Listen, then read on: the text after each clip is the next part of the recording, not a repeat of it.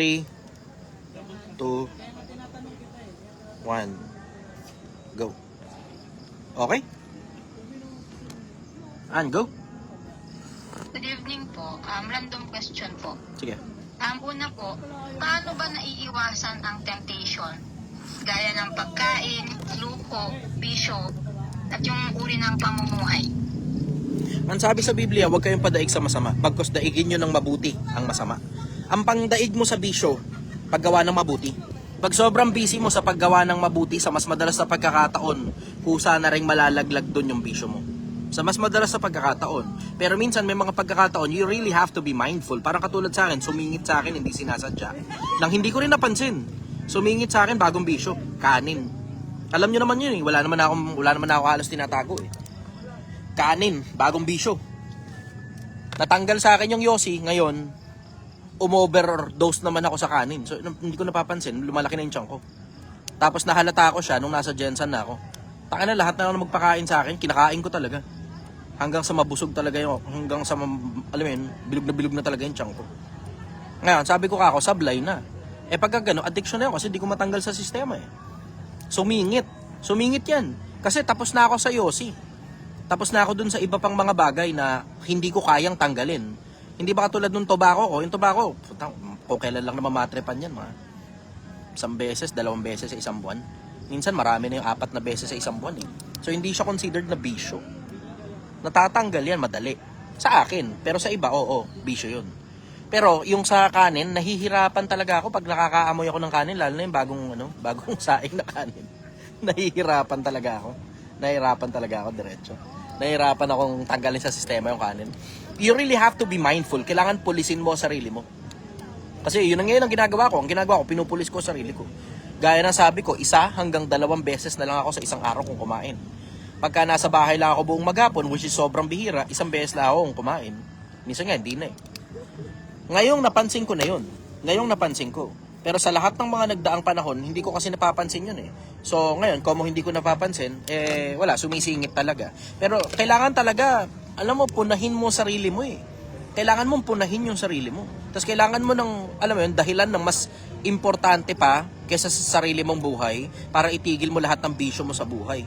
Yun ang masasabi ko ron. Follow-up question ko.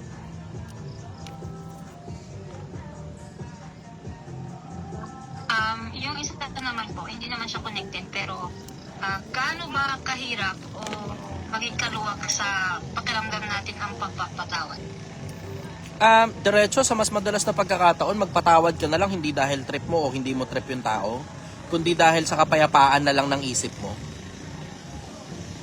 Sa ganong angulo ko tinitignan eh. Okay, sige, may nakasulat sa Biblia, yung hindi magpapatawad, hindi rin patatawarin. Okay, sige. Pero yung mga ibang tao, wala naman silang pakialam kung patawarin sila ng Diyos o hindi eh.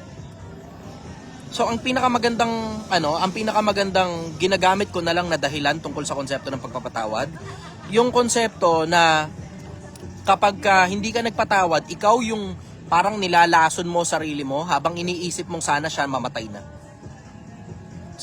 Parang ka uminom ng lason, tapos sana siya mamatay. Ganon yung konsepto ng hindi pagpapatawad eh. Sa akin diretso, pag hindi mo pinatawad ng tao, ikaw yung hindi makatulog. Yung hindi mo pinapatawad, ang sarap ng tulog nun sa gabi. Diretso, ang sarap ng tulog nun sa gabi. Pag nagpatawad ka, masarap ang tulog mo. Tapos wag mo na lang tignan yung tao na yun. Kung di mo talaga kayang makita yung tao, wag mo na lang tignan. Napakaraming tao sa buong mundo. Di mo kailangan magtiyaga sa isang piraso. Kung ayaw mo na rin sa tao na yun, wag. Tapos, ganun kasimple. Wag mo nang tignan. Block mo na rin sa Facebook kung trip mo. Ganun kasimple. Pinatawad mo na, hindi mo na iniisip yung ginawa niya sa'yo. Pero wag mo na lang din tignan yung tao kung hindi mo talaga trip. Kasi may mga ganun eh. So sobrang laki ng kasalanan ng tao, cut communication na, hindi mo na talaga pinatawad, pero iniisip mo pa. Pagka pinatawad mo na yan sa isip mo, pinatawad mo na sa puso mo, kung hindi mo pa man kayang makita yung tao, pansamantala, wag, block mo na lang. Diba? Ganun lang naman yun eh. Kasi may mga, alam mo yun, may mga triggers tayo na tinatawag eh. Hindi naman pwedeng may triggers ka, tapos, alam mo yun, nagpinlastic mo lang, na masama talaga yung loob mo, sinabi mo lang na pinatawad mo, pero pag nakikita mo, nagpupuyos ang isip mo. Kailangan kasi, lalo na kapag yung mga kasalanan talaga mabigat, it will take time. Talagang mag-aantay ka talaga ng medyo mahabang panahon at hindi ganun kadaling basta na lang mapatawad. Pero gaya ng sabi sa English, time heals everything. Time heals everything. So dun sa mga kasalanan ng mga tao, gumagaan yung kasalanan na yun kapag lumipas ang panahon. Pero ito suggestion ko, gawin mo busy sarili mo sa paggawa ng bagong resulta. Pagtatad ka ng resultado ka kaliwat kanan, maiintindihan mo ang dali na magpatawad sa tao kasi minsan hindi mo na nga maalala yung kasalanan ng tao sa sobrang dami na nangyari sa buhay mo. Ito, parang katulad sa akin. Maraming umagrabyado sa akin in the past eh. Totoo, at the top of my head, wala na nga akong maalala eh. Wala na akong maalala eh. Sa dami ng umagrabyado sa akin ng mga maliliit lang naman. Yung mga malalaki, katulad ng panahon ng kabataan ko, yan naaalala ko. Pero ngayon, yung mga parang recent lang, kasi maraming pagkakataon, lolokohin ka sa pera. May mga ganun eh, every now and then eh. May mga pagkakataon ganito, may mga pagkakataon ganyan, may mga pagkakataon ganun. Diba? Alam mo, every now and then, merong tsamba ng kung ano man yun. Merong tsamba ng kung ano man yun. Ang pinaka bottom line yan, simple. Pag sobrang busy mo, wala ka ng oras tignan pa yung atraso ng mga tao. Yun ang masasabi ko ron. Follow up question, go.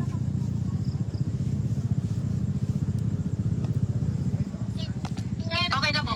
Thank you po. Okay, Mary Rose, go.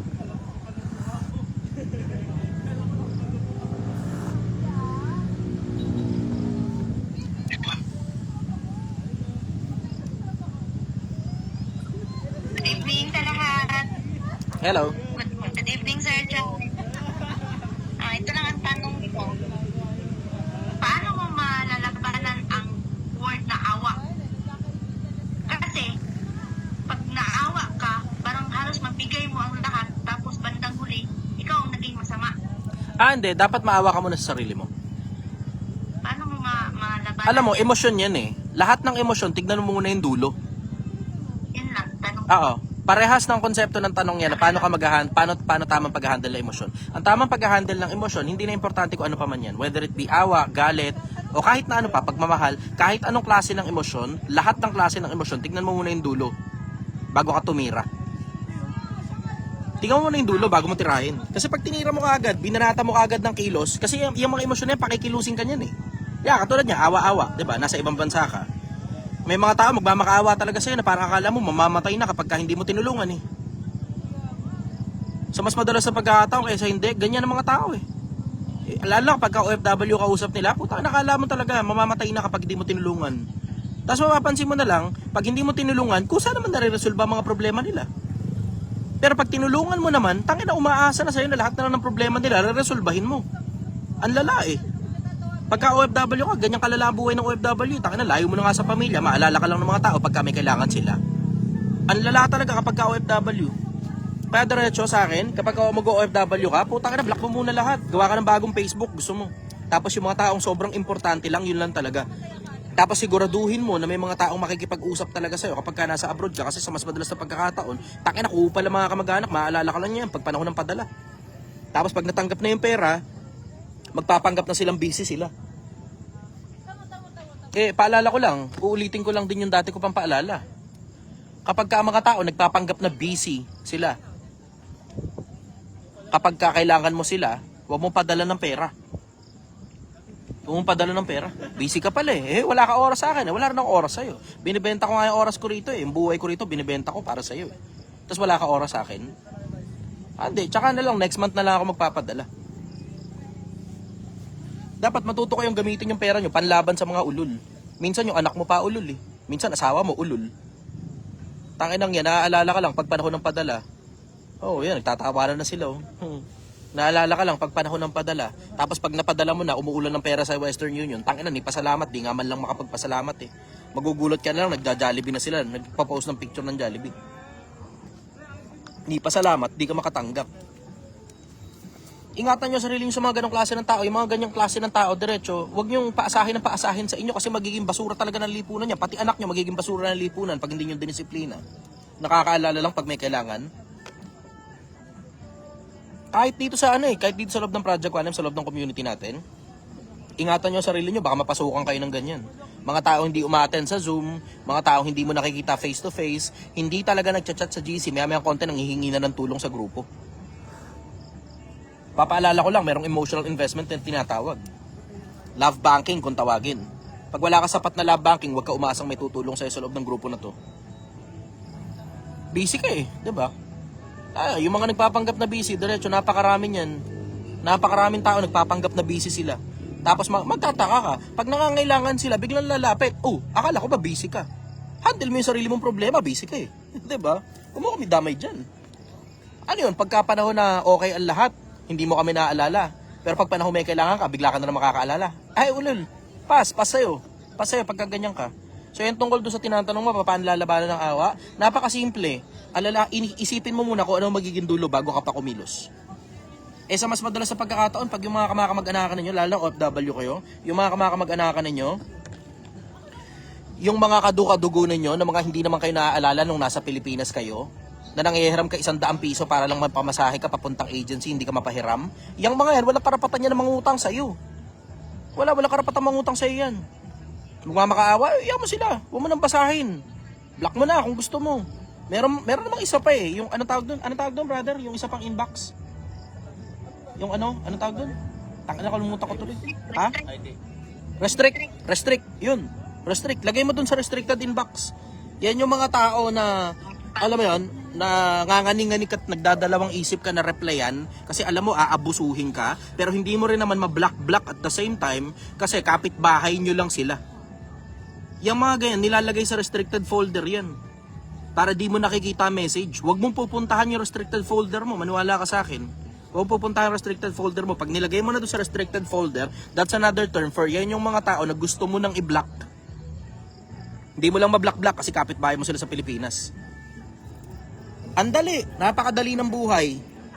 Alam mo naman lalapit sa'yo, hihingi ng tulong. Samantalang nung ikaw nasa Pilipinas, di naman nakakaalala yung mga hayop na yan Regular na araw, di nga nakakaalala Minsan ikaw pa yung nagme-message sa kanila para kamustahin sila. Di nga naaalala ng mga yan Hindi nga sila nag-reply Hindi sila nag-reply.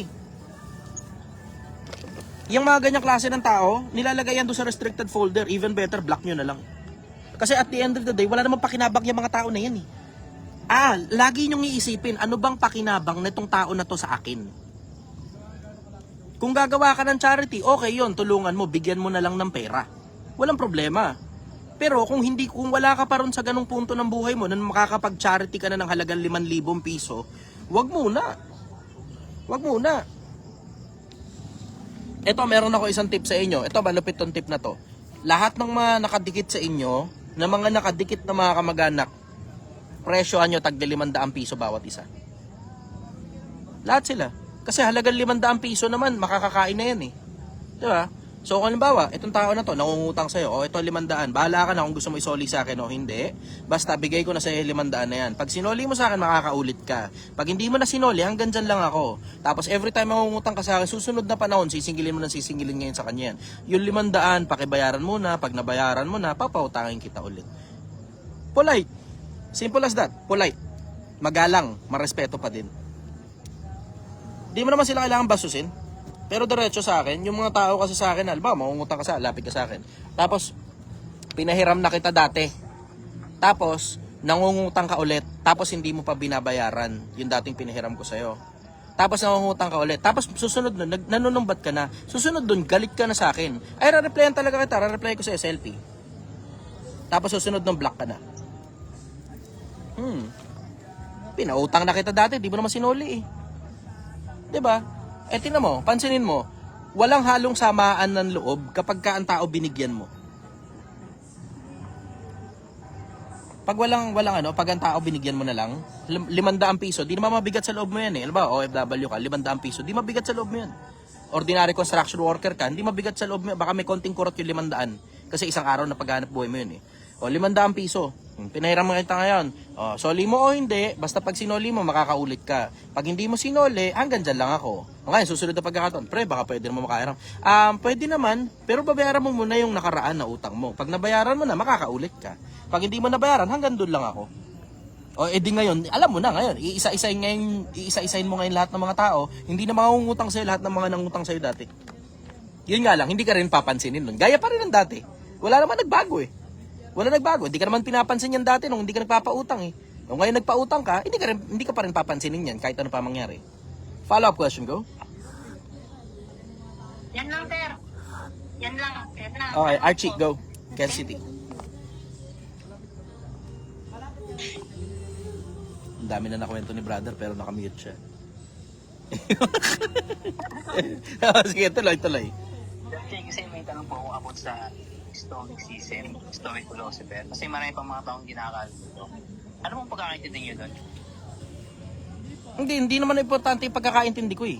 Ang importante, ano ba talaga yung actual definition yan? You define. Paano ko ba i-define? Kawalan ng paggamit ng emosyon, generally yan yun. Okay. Ayun nga, Sir Chay. Ang emosyon, ginagamit. Hindi ako nag-practice ng stoicism, brother. Kasi ang emosyon kasi ginagamit. Ang pinaka-general broad perspective, para sa akin, personal ito, na napansin ko, observation ko ito. Ang napansin ko, ito, ang pinaka-effective na paggamit ng emosyon, panghatak din ng emosyon ng iba. Bawa, gusto mo magalit yung tao, magalit ka. Tingnan mo, galit din yung tao na yun. Ang mabigat na salita ay humihila ng galit, nakasulot sa Biblia yun. Una ka magalit din sa iyo yung tao. Una ka magmahal, madalas, mamahaling ka pabalik. Basta tama yung klase ng pagmamahal mo, ha. Una ka maawa, kaawaan ka pabalik. Kung ano resultang kailangan mo galing sa tao, yun ay deploy mo. Yun ang emosyon na i-deploy mo. Okay, Sir. Kasi, Yun ang dahilan ba't yun di ako nagpa-practice ng stoicism. Kasi napapakinabangan ko kasi emosyonal. okay. Napapakinabangan yan eh. Malaki pakinabang na emosyon. Halos lahat ng tao emosyonal. Pagka bobo tao, emosyonal yan. Mapapansin mo nga kahit matalinong tao eh. Pag tumaas ang emosyon, bumababa ang talino. Papansin mo yun. May mga matatalinong tao tayo sa loob ng grupo, tumaas ang emosyon, gumawa ng bobong desisyon. Alam yan. Unlike po siya, sir, sa mga, kasi sir, mula natutunan ko, sir, parang ang piling ko siya naging cold na po ako sa mga ibang bagay. Lalo po yung mga nangupal sa akin, yung time na nagnegosyo po ako, parang yung nangyari sa akin. Alam mo, you just have to be practical, brother. You just have to be practical. There are so many people that you need to stay away from. Sobrang daming tao, kailangan mo talaga iwasan. Okay, sir. Sobrang daming tao, kailangan mo talaga i-block. Sobrang daming tao, kailangan mo talagang pabayaan na lang sila. Bahala ka sa buhay mo. Ang dami niyan, brother. Sobrang dami niyan. Dami, sir, grabe. Ang dami niyan. Lalo na pag nagnenegosyo ka, tatargeting ka talaga ng mga siraulo. Lalo na mga parasites. Sandamakmak yan. Sandamakmak ang mga parasite. Yung mga taong lalapit lang sa'yo para pakinabangan ka. Tapos pag hindi ka napakinabangan, galit sa'yo. Pag napakinabangan ka, lalapit ulit. Pangalawang beses, pangatlong beses. Tapos tuloy-tuloy na ayaw nang tumigil ng kalalapit. Isang beses mo lang tanggihang galit na galit. Akala mo inapi. Ang dami niyan. Ang dami niyan, Brad. Ang dami niyan, sobra. Napakarami niyan. Alam mo yan nga yung sabi ko na appreciate ko ron sa Mindanao eh. Punta dumating kami ron, nung pumunta kami ron, meron kaming daladalang truck. Tapos, alam mo yung maraming in and out, di ba? Marami kaming natulungan, pero marami rin kaming hindi natulungan. Mapapansin mo, yung mga hindi natulungan, hindi sila nagrereklamo. Nakangiti pa din sila. Tapos yung iba sa kanila, makikita mo nagpapasalamat pa sa comment section kasi kahit hindi daw sila nakatanggap naman yung ibang kapwa-tao nila. Sabi ko, tangina, napakagandang diwa ng ganito. Sana lahat ng tao ganun. Ang sarap tumulong kapag ka ganun. Ang sarap tumulong pagka ganun. Masarap talaga, diretso. Napakasarap tumulong sa tao kapag ka nakatulong ka sa tao. Tapos yung hindi natulungan kasamang nagpapasalamat kasi nakita niya yung kasama niya natulungan. Meron kasi kung mga lugar doon na napuntahan, tapos nagkataon lang talaga na either hindi sila siguro nagising, ganun, o kung ano pa man na nangyari, pero kapitbahay nila natulungan sila hindi. Yung kapitbahay na hindi natulungan, nagpapasalamat din kasi yung kapitbahay daw nila nakatanggap kahit sila daw hindi, okay lang daw. Ang gandang diwa nun, sobra. Alam mo yung ang sarap bumalik kapag ka ganun yung mga tao.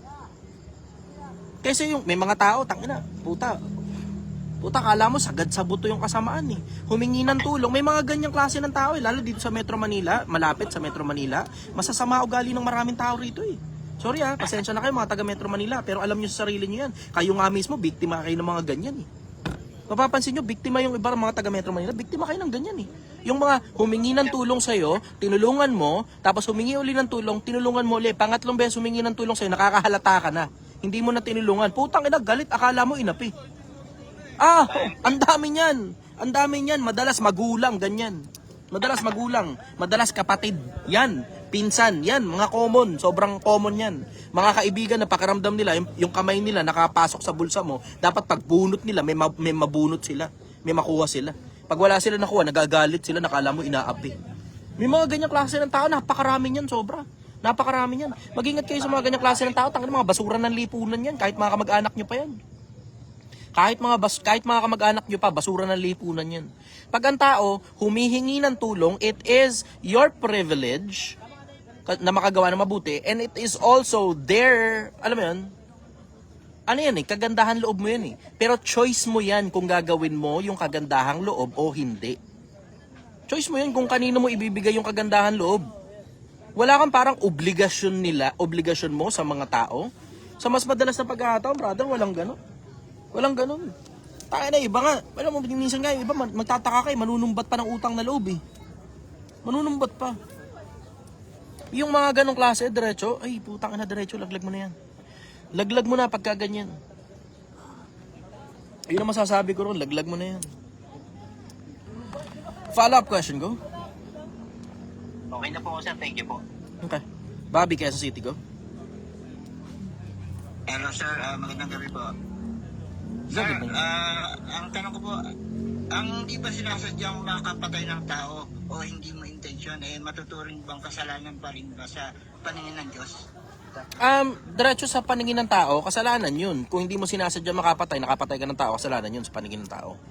Kasi tingnan mo, isipin mo, bawa lang, yung usual, nagmamaneho ka ng kotse, gano'n, tapos hindi sinasadya, may tumawid. Tapos nabangga mo, patay. Tama, May kaso ka talaga, reckless imprudence resulting to homicide. sa paningin po ng Diyos. Sa paningin ng Diyos, nakadepende sa intention. Kung hindi mo intention, tapos at the same time, alam mo yun, kung pinagsisisihan mo, hindi na naulit kahit kailan, bla bla, etc. Alam mo, feeling ko, I may be wrong, maring mali ako rito, lahat ng bagay na hindi sinasadya, basta hindi sinasadya, pero meron pa rin, alam mo yun, nakadepende sa bigat nung hindi sinasadya. Nakadepende sa bigat nung hindi sinasadya. Tapos, kung bumabawi ka ba, di ba? Tapos, pananampalataya mo, kamusta? Di ba? Ang daming factors to consider, brother. Napakaraming factors to consider. Hindi ako makaka-oo ng diretso, hindi ako makaka-hindi ng diretso. Kasi diretso, nakadepende kasi yan sa napakaraming iba-ibang factors eh. Ayoko namang basta na lang sabihin na malaking kasalanan sa Diyos yan, o ayoko namang sabihin magaan na kasalanan sa Diyos yan. Kasi baka may mga tao, misconception, magpanggap sila na hindi sinasadya. May mga ganun eh. May mga tao nagpapanggap, hindi sinasadya eh. Kahit alam naman natin sa sarili natin, kilala naman natin mga sarili natin. Alam naman natin kung sinasadya natin o hindi. Yun ang masasabi ko ron. Follow up, go. Ito pa sir, isang tanong. Di ko alam kung okay itong tanong ko eh. Ano po ba ang hangganan ng buhay bukod sa pagkamatay? Hindi yung kabilang buhay. Kung hanggang kailan ka gusto ng Diyos na manatiling buhay. Kahit nga rito sa buhay na to eh. Ang nagpapakabuyo sa kalewan, bagamat buhay, patay. Yung mga taong nagpapakabuyo sa kaletsehan ng buhay, kahit buhay sila, ang tingin sa kanila ng Diyos, mga patay na tao yung mga yan. Kung hanggang kailan ka gusto ng Diyos na buhay, yun ang hangganan ng buhay. Follow up, go. Isa na lang po sir.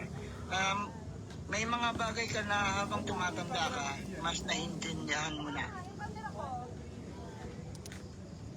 Ano tanong mo dun? Statement yun eh. Ano yung mga bagay sir na habang tumatanda ka naiintindihan mo na siya ngayon? Isa sa mga pinakamalalaki, brother. Ito, pinost ko ito eh. Kung hindi ko na maalala kung kanina ba o kahapon kasi sobrang dami nangyayari sa buhay ko eh. Tara, alam mo, isa sa mga pinakamalalaking bagay maisasuggest ko talaga sa inyo, dapat sobrang daming nangyayari sa buhay mo.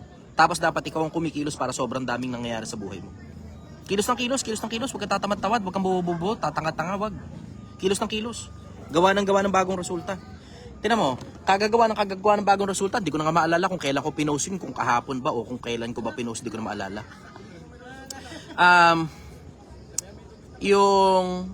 Isa sa mga pinakamalalaking bagay na natutunan ko tungkol sa buhay, yung konsepto ng dati kasi nung panahong bata pa ako, akala ko nga dati napaka dali lang kumita ng pera, hindi pala. Batang bata pa ako, akala ko ang dali lang kumita ng pera, hindi pala. Nung ako na yung nagpapakahirap kumita ng pera, putang ina. Construction worker, barker ng gym. Putang ina, diretso ang hirap kumita ng pera. Ang hirap kumita ng pera.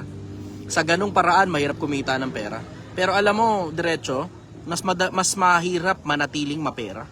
Yun ang mas mahirap, manatiling mapera. Yung tungkol sa pagkita ng pera, mas madali pa yan eh. Kasi, alam mo, magtawag ka lang ng pasahero ng jeep, may pera ka na eh. Pero yung buong maghapon, titiisin mo yung init ng araw, mag-aalo ka ng semento, mabigat na trabaho. Mabigat. Ang mahirap, manatiling mapera. Yun ang pinakamahirap, manatiling mapera. Pero kapag ka mapera ka na, akala ko kasi dati, kapag mapera ka na, bibili ka ng sports car, bibili ka mansion, bibili ka ng, magrerenta ka ng yate, magrerenta ka helicopter, tapos iyayabang-yabang mo ngayon yun sa mga tropa mo, tsaka sa social media. Akala ko ganun ang purpose ng buhay. Yun ang akala ko. Akala ko ganun ang purpose ng buhay. Iyayabang mo. Kasi yun ang nakikita ko sa karamihan eh. Sasakay sa ganito, bibili ng ganyan, iyayabang sa social media. Testing tong ganito, alam mo yung bibili ng ganon, sasakay sa ganyan, magta-travel, mamamasyal, expensive hotels, masasarap na pagkain, ikikwento sa mga tropa o iyayabang sa social media. Kasi dati ikinikwento sa mga tropa yan, ngayon hindi na eh. Ngayon ano na lang eh, ina-upload sa social media. Tapos sa mga inuman, which is sobrang bihira, kasi bihira na ngayon nagiinuman eh. Sa mga inuman, ibibida na nga nila yan. Akala ko yun ang purpose ng buhay, para mabilib sa'yo mga tao. Yun ang akala ko, para mabilib sa'yo tao. Tataas kasi yung, alam mo, nakakataas naman kasi talaga ng tingin sa'yo ng tao yun kapag ka-luxurious ang buhay mo eh. Nakakataas ang tingin yun eh. Pero eventually, pagtanda ko, paglipas ng mga panahon, na-realize ko, ang mas maganda pa lang, okay, sige, oo, yung yabang, sige, that's part of life, kasama sa buhay yan. Kung gusto mong bilhin sa sports car, wala naman ako nakikitang problema dun. Wala naman ako nakikita masama ron. Nagkakaproblema nga lang kung saan mo nakuha yung pera at saka kung mananatili bang nasa iyo yung pera sa mahabang panahon na tuloy-tuloy na pumapasok sa'yo o alam mo, nagluluho ka lang na eventually paglipas ng panahon magiging scammer ka. Kasi ang dami sa social media naging scammer dyan eh, sa ganyan eh. Yung mga sports car. Ang dami sa social media, kita nyo naman yung networking eh, diba? Kahit pa sabihin mong hindi rehistrado yan at hindi scamming yan, alam mo naman sa sarili mo eh, diba? Panloloko ng kapwa yan eh. Kahit pa sabihin mong rehistrado yung negosyo, panloloko ng kapwa, napakaraming networking eh. Yung bang pinapangako nila na yayaman ka, tapos, tag dito, ibibigay mo lang sa akin yung pera mo, payayamanin kita. Yung mga common script nila, diba? Bigyan mo sa akin pera mo, payayamanin kita.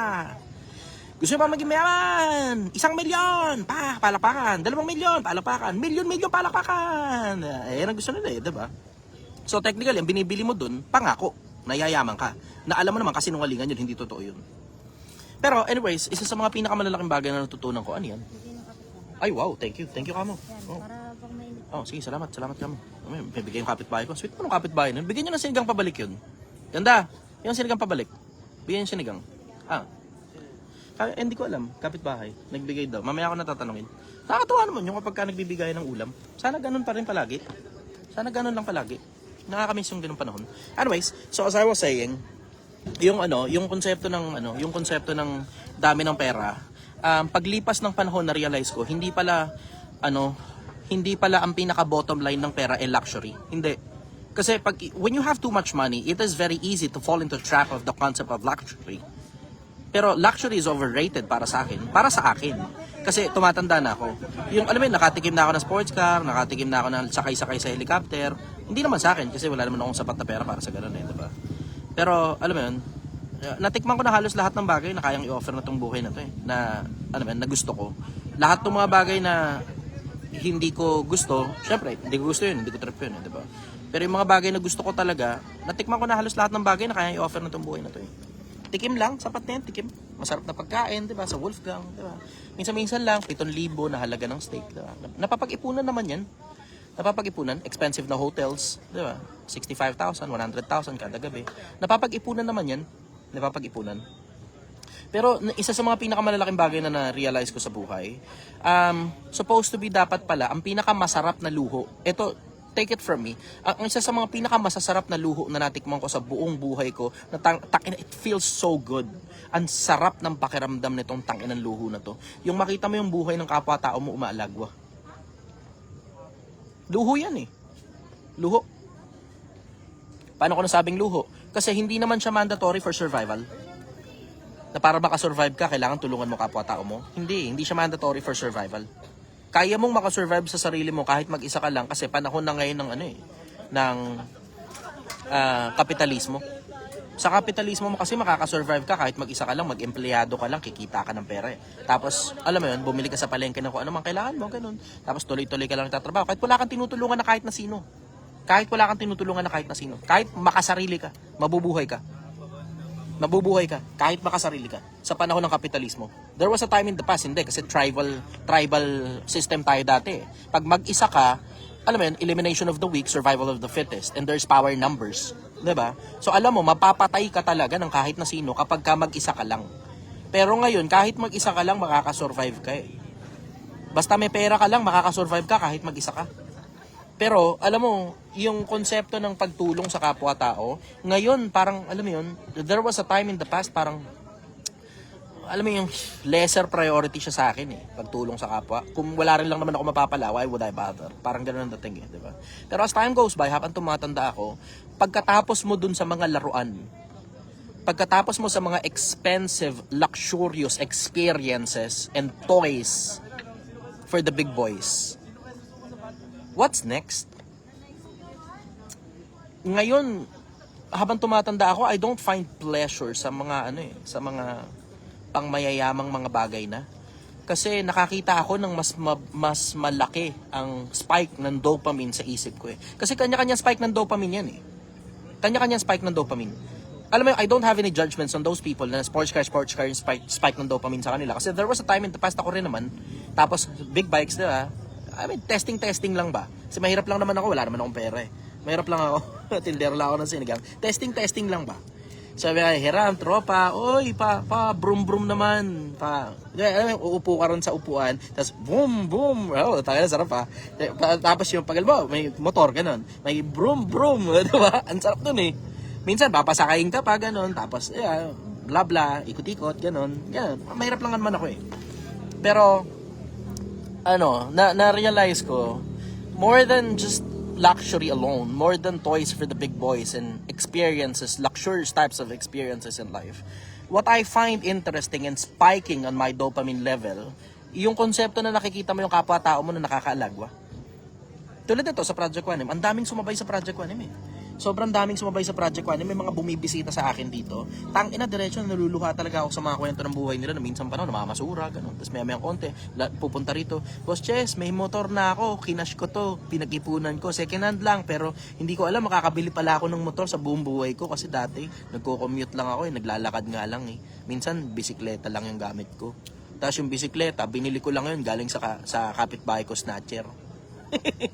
Pero alam mo yung tangina, hindi, kahit pa sabihin mong motor lang yan, ang laking achievement sa kanila, tuwan-tuwa talaga sila dun sa achievement nila na motor. Tapos yung minsan, may pupunta rito, nakakotse, ganun. Boss Chess, may kotse na ako. Paano yung, ano hanap buhay mo ngayon? Hindi, ginalingan ko lang talaga ng gusto eh. Kumikita na ngayon yung junk shop ko. Basura lang ang hanap buhay ko, pero may kotse na ako. Tangina, galing mo naman, nakakatuwa ka naman. Minamantlihan mo yan. Oh, hindi, Boss Chess, binili ko ng cash kasi second hand lang to eh. Sabi ko, tangina, kinash mo second hand, ayos ah. Okay ah. Minsan bahay, ganun, hinuhulugan nila sa pag-ibig. So, alam mo yung lalapit sa yung tao, tapos sabihin sa'yo, Boss Chess, alam mo, hindi ko inakala na makakarating ako sa buhay na to kahit kailan.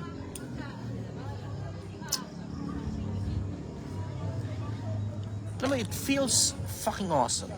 It feels good, ang sarap sa pakiramdam. Yung sarap sa pakiramdam na tangina, hindi mo talaga maaalis yung pagtulog mo sa gabi, ang payapa ng pakiramdam mo. Yung, alam mo yung, kahit saan ka pumunta, binabati ka ng mga tao kasi sinasabi nila may mga natutunan sila sa'yo. Yung may mga iba pa, lalapit sa'yo, tuwan-tuwa, kilig na kilig, lalaki yun ha. Naayos na daw yung pamilya niya, yung mga anak niya sumusunod na sa kanya. Yung asawa niya, hindi na madada kasi nakikinig daw sa akin. Siya, hindi na rin siya babaero. Tangina, ang sarap ng pakiramdam na parang pakiramdam mo, you're doing something good in your life. Parang pakiramdam na tangina, sulit. Sulit na sulit tong buhay na to. Yun ang pakiramdam ko talaga. Lalo na yung sa Jensan. Tangina, yun talaga, pakiramdam ko talaga, sulit na sulit yung buhay ko ron. Sulit na sulit, grabe. Ang nangyari nun, magkakasama kami nila Toyo. Nag-book ako ng ticket, tapos balikan lang. Kung kailan babalik sila Toyo, yun na rin yun. Kasi pinakibook ko na rin sa kanila yun eh. Ako nagbayad, pinakibook ko na rin sa kanila. Tapos kinancel ko. Kasi nag-stay ako ng higit pa eh.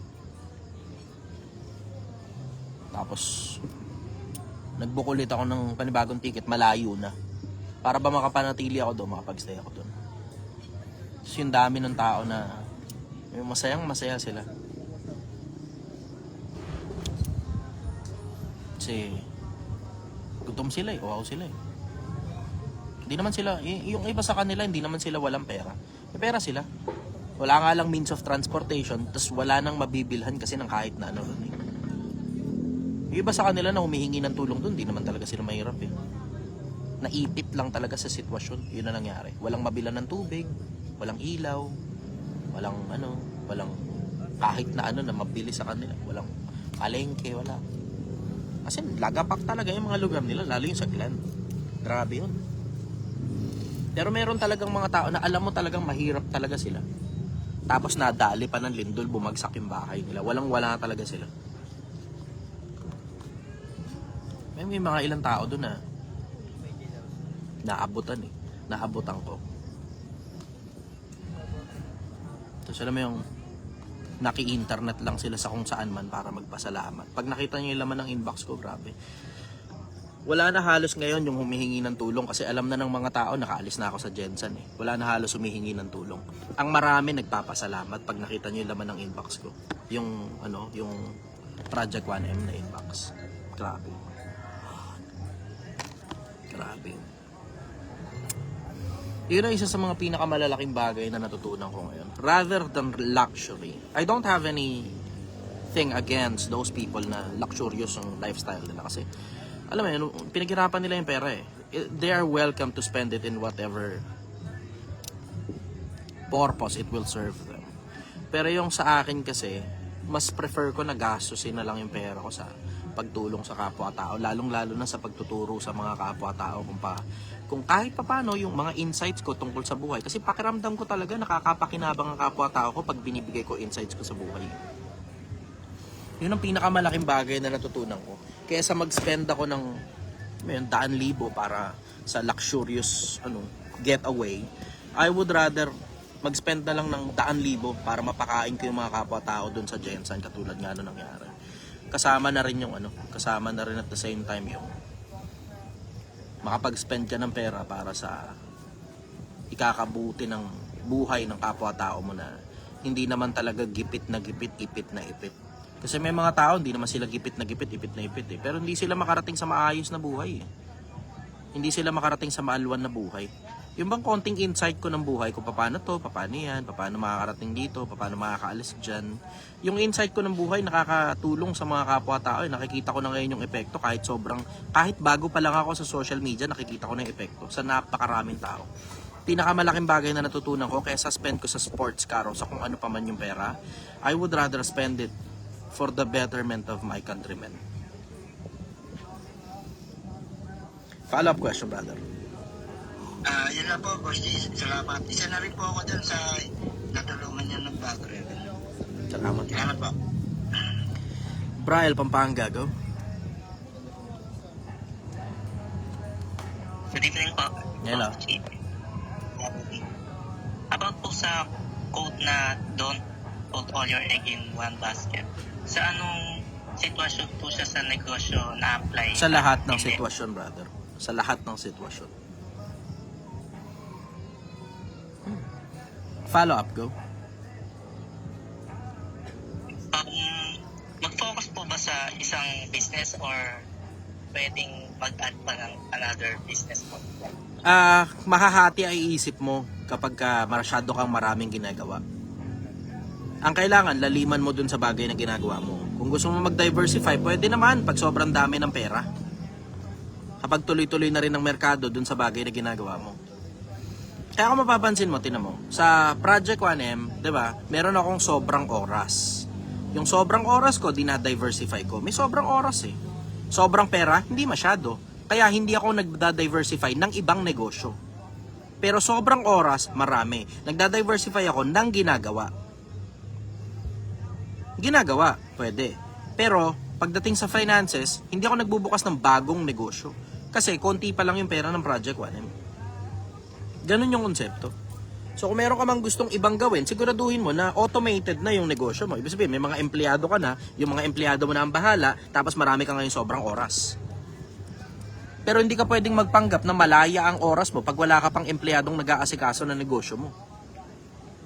Kasi yan isa sa mga misconception ng marami pagdating sa negosyo eh. Akala nila pag may negosyo ka, malaya oras mo. Akala mo lang yun. Pero pag nagsisimula ka, tinan mo, pansinin ninyo, yung buong 1 taon ko, nandito lang talaga ako, nagtitinda lang ako ng sinigang. Di ako maalis dito. As in, nakalis ko, mamamalengke lang, o kahit na na may kinalaman din sa Project 1M. Pero 1 buong taon ko munang binuno yun para ako nakakulong dito sa loob ng Project 1M.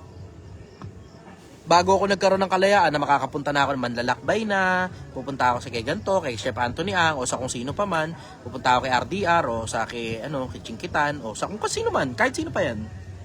Kay Toyo, diba? Bago ako nagsimulang nagagaganyan, nakita nyo, 1 buong taon nandito lang talaga ako, di talaga ako maalis. Titinda lang talaga ako ng sinigang gabi-gabi. Tapos uma-absent lang ako sa sinigang kapag nilalagnat ako. Tapos mga tao ko sila nag-handle. Pero kinabukasan, nandun uli ako. Nakakapagpa-picture sa akin ng mga tao, nakakapunta sila, malaya, pasyal dito, punta dito, nagtatanong sila sa akin ng mga problema nila, yung mga asawa nilang babaero, sa akin nila dinadala para maayos ang utak. Yung mga babaeng asawa nilang bungangera, sa akin dinadala, yung mga anak nila si Raulo, sa akin dinadala, para maayos yung utak. Yung iba gumana, yung iba, syempre hindi mo naman masasabi, di ba? Finances nila, ganun, o negosyo nila, pupunta rito, tatanong sa akin tungkol sa bagay-bagay ng buhay, yung iba galing pa sa malalayo, katulad niya, nakikita nyo na nakaraan, pinost ko yun, diba, galing pa ng Bulacan. Tatanong sa akin tungkol sa mga bagay-bagay ng buhay. Pero masasabi ko lang, overall, tungkol dun sa kakaroon ka ba ng iba, galingan mo muna dun sa isa, brother. Kung masyadong marami ginagawa, maniwala ka, diyan ka babagsak pag masyadong marami ginagawa mo. Yun pa nga lang, tatlo lang na ginagawa mo. Meron kang asawa, meron kang anak, tapos meron kang negosyo. Wala nga assurance yung negosyo mo, nalilipad eh. Uwi ka ng uwi sa bahay nyo dahil may anak ka. Wala assurance negosyo mo, nalilipad yan. Yun pa nga lang, isa pa lang, may negosyo ka lang. Walang assurance nalilipad yung negosyo mo. Sinamahan mo pa ng pag-aasawa, sinamahan mo pa ng pag-aanak. Follow up, go. Yun lang po. Thank you po. Jomar, go. Rizal.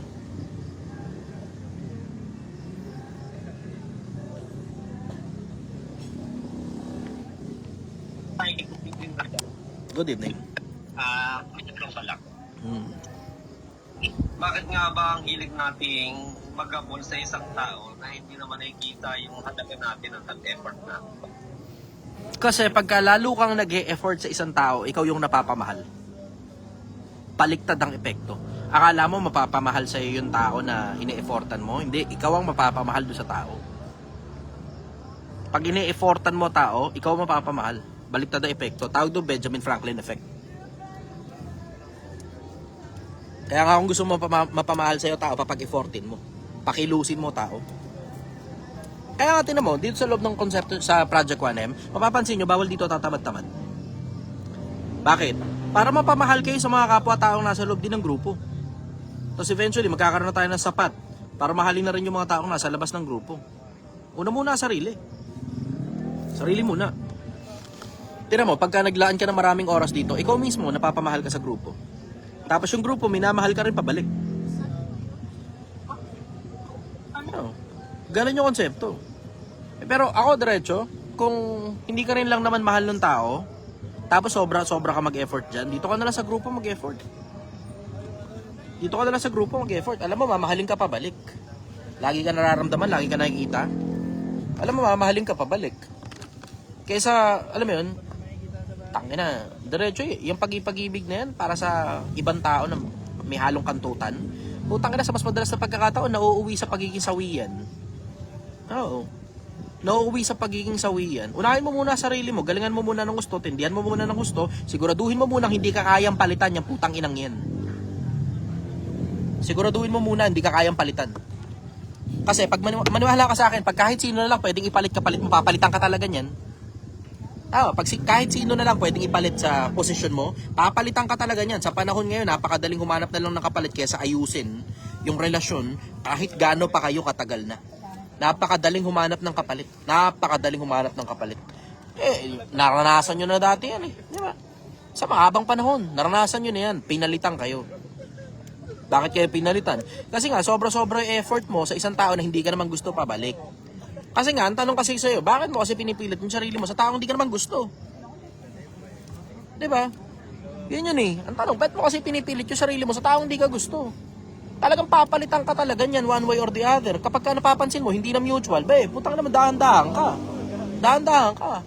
Siya pa pag-iportin mo pabalik kasi pag hindi nag-e-effort yung kabila, pabalik, nangyayari nun, ikaw yung napapamahal ng sobra, siya nasusuya na sa'yo.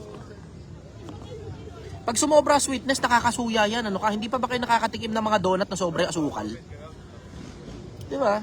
Tinapay sobra asukal. Putang ina, yung kape nga lang na sobrang asukal, nagre-reklamo ka na, ito, arnibal. Kape lang yun ha. Tao pa kaya, sumobra yung pagkatamis mo. Tanginang yan. Bakit kung sino pa ang totohanan ay siya pang lumilisan? Kasalanan bang mahalin ka ng lubusan? Hindi kasalanan, katangahan. Katangahan talagang mahalin ka ng lubusan. Ayun, upang ako iyong iwanan. O, gago. Follow up, go.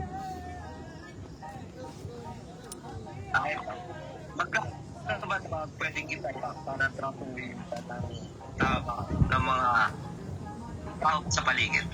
Ulit-ulit, brother, na putol-putol ka eh. Okay. Ito. Magkano ba dapat pwede mong itaya para tratuhin ka ng tama ng mga tao sa paligid? Paano ibig mo sabihin tao mo sa paligid? Empleyado mo o mga nakapaligid lang sa'yo, mga kaibigan, kamag-anakan?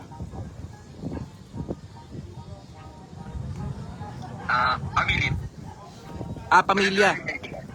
Pamilya, kaibigan. Hindi sa magkano. Sa oras. At saka sa kalidad ng atensyon na ibinibigay mo. Bibigyan mo konting oras. Tapos yung konting oras na yan, quality dapat. Dapat nare-reciprocate. Pag hindi nare-reciprocate, ikaw lang mag-isa nag-e-effort, sinobrahan mo pa effort, nagpautang ka pa. O ngayon, tinan mo, namang problema ka, paano mo sisingilin yan?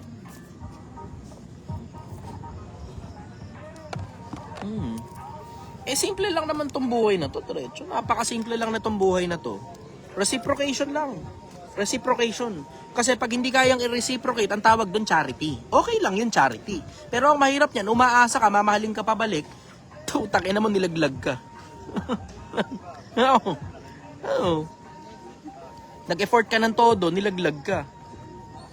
Ayun, tama sabi ni Rio, law of reciprocity. Oo. Kailangan, nare-reciprocate. Dapat mutual, symbiotic ang relationship, parehas kayo nakikinabang. Kasi, ang hindi mo gugustuhin, yung konsepto ng parasitism. Ikaw nag-e-effort, todo effort ka pa, pinaparasite ka lang pabalik. Nakikinabang lang sa'yo, tapos pag ikaw may kailangan, wala ka mapala. Ganyan karamihan ng mga kamag-anak eh. Parasite. Karamihan ng mga kamag-anak, ganyan, parasite. Mas mag-e-effort pa sila sa mga taong hindi nila kilala kaysa sa'yo na kamag-anak nila. Ganon kasimple buhay. Kailangan, kapag ka mga taong nakapaligid sa'yo, nire-reciprocate. Kasi pag hindi nire-reciprocate, ang tawag dyan, charity. Okay lang naman yung charity. Kung okay sa'yo na charity yun. Pero pag umaasa ka, mamahalin ka pabalik, hindi tama. May maling expectation. Follow-up question, go.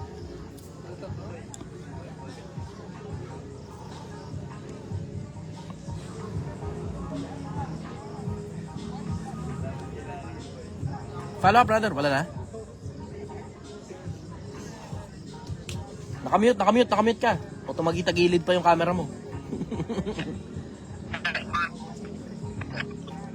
Okay na yan, brother. Okay na yan. Okay, sige. Gil Jr. Bulacan, go.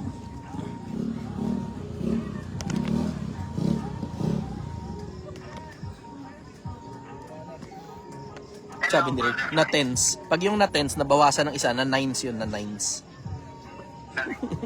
Hoy, putang ina ka. Yung gupit mo, nakita ko na yan ha. Sinasabi ko sa'yo, yung gupit mo, putang ina mo, pag ikaw namarel, leche ka ha. Ay, hindi Okay, sige, nice tanong mo. Ano ko lang, dapat man na maging mabuting tao ka lang para maging karapat ng Diyos. Hindi.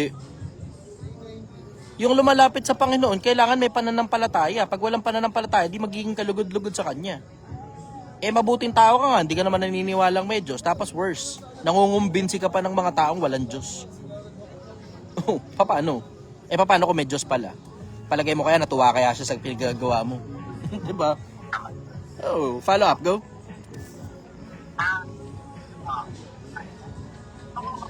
Yung fear of rejection. Kapag ka na-reject ka ng paulit-ulit. Paulit-ulit. Oo, kailangan ma-reject ka paulit-ulit para immune ka na. Para tulad ko, tinan mo, wala akong pakialam sino pa mag-reject sa akin, kahit sino pa yan. Move on na kagad ako kinabukasan. Kahit sino pa yan. Move on kagad kinabukasan. Kapag ka medyo 9 years, mga 3 buwan. Ayan, medyo matagal-tagal. 9 years yun eh. Na-reject ako. Oo, 9 na taon din yun eh. Medyo matagal-tagal yun. Pero sa dami ng panahon na, sa haba ng panahon, nataka na. Salesman kasi ako minsan panahon eh, di ba? Eh kapag ka salesman ka kasi, lagi ka na-reject eh. So matatanggap mo yun, wala ka ng pakialam masyado. Ganun ka simple. Follow up, go.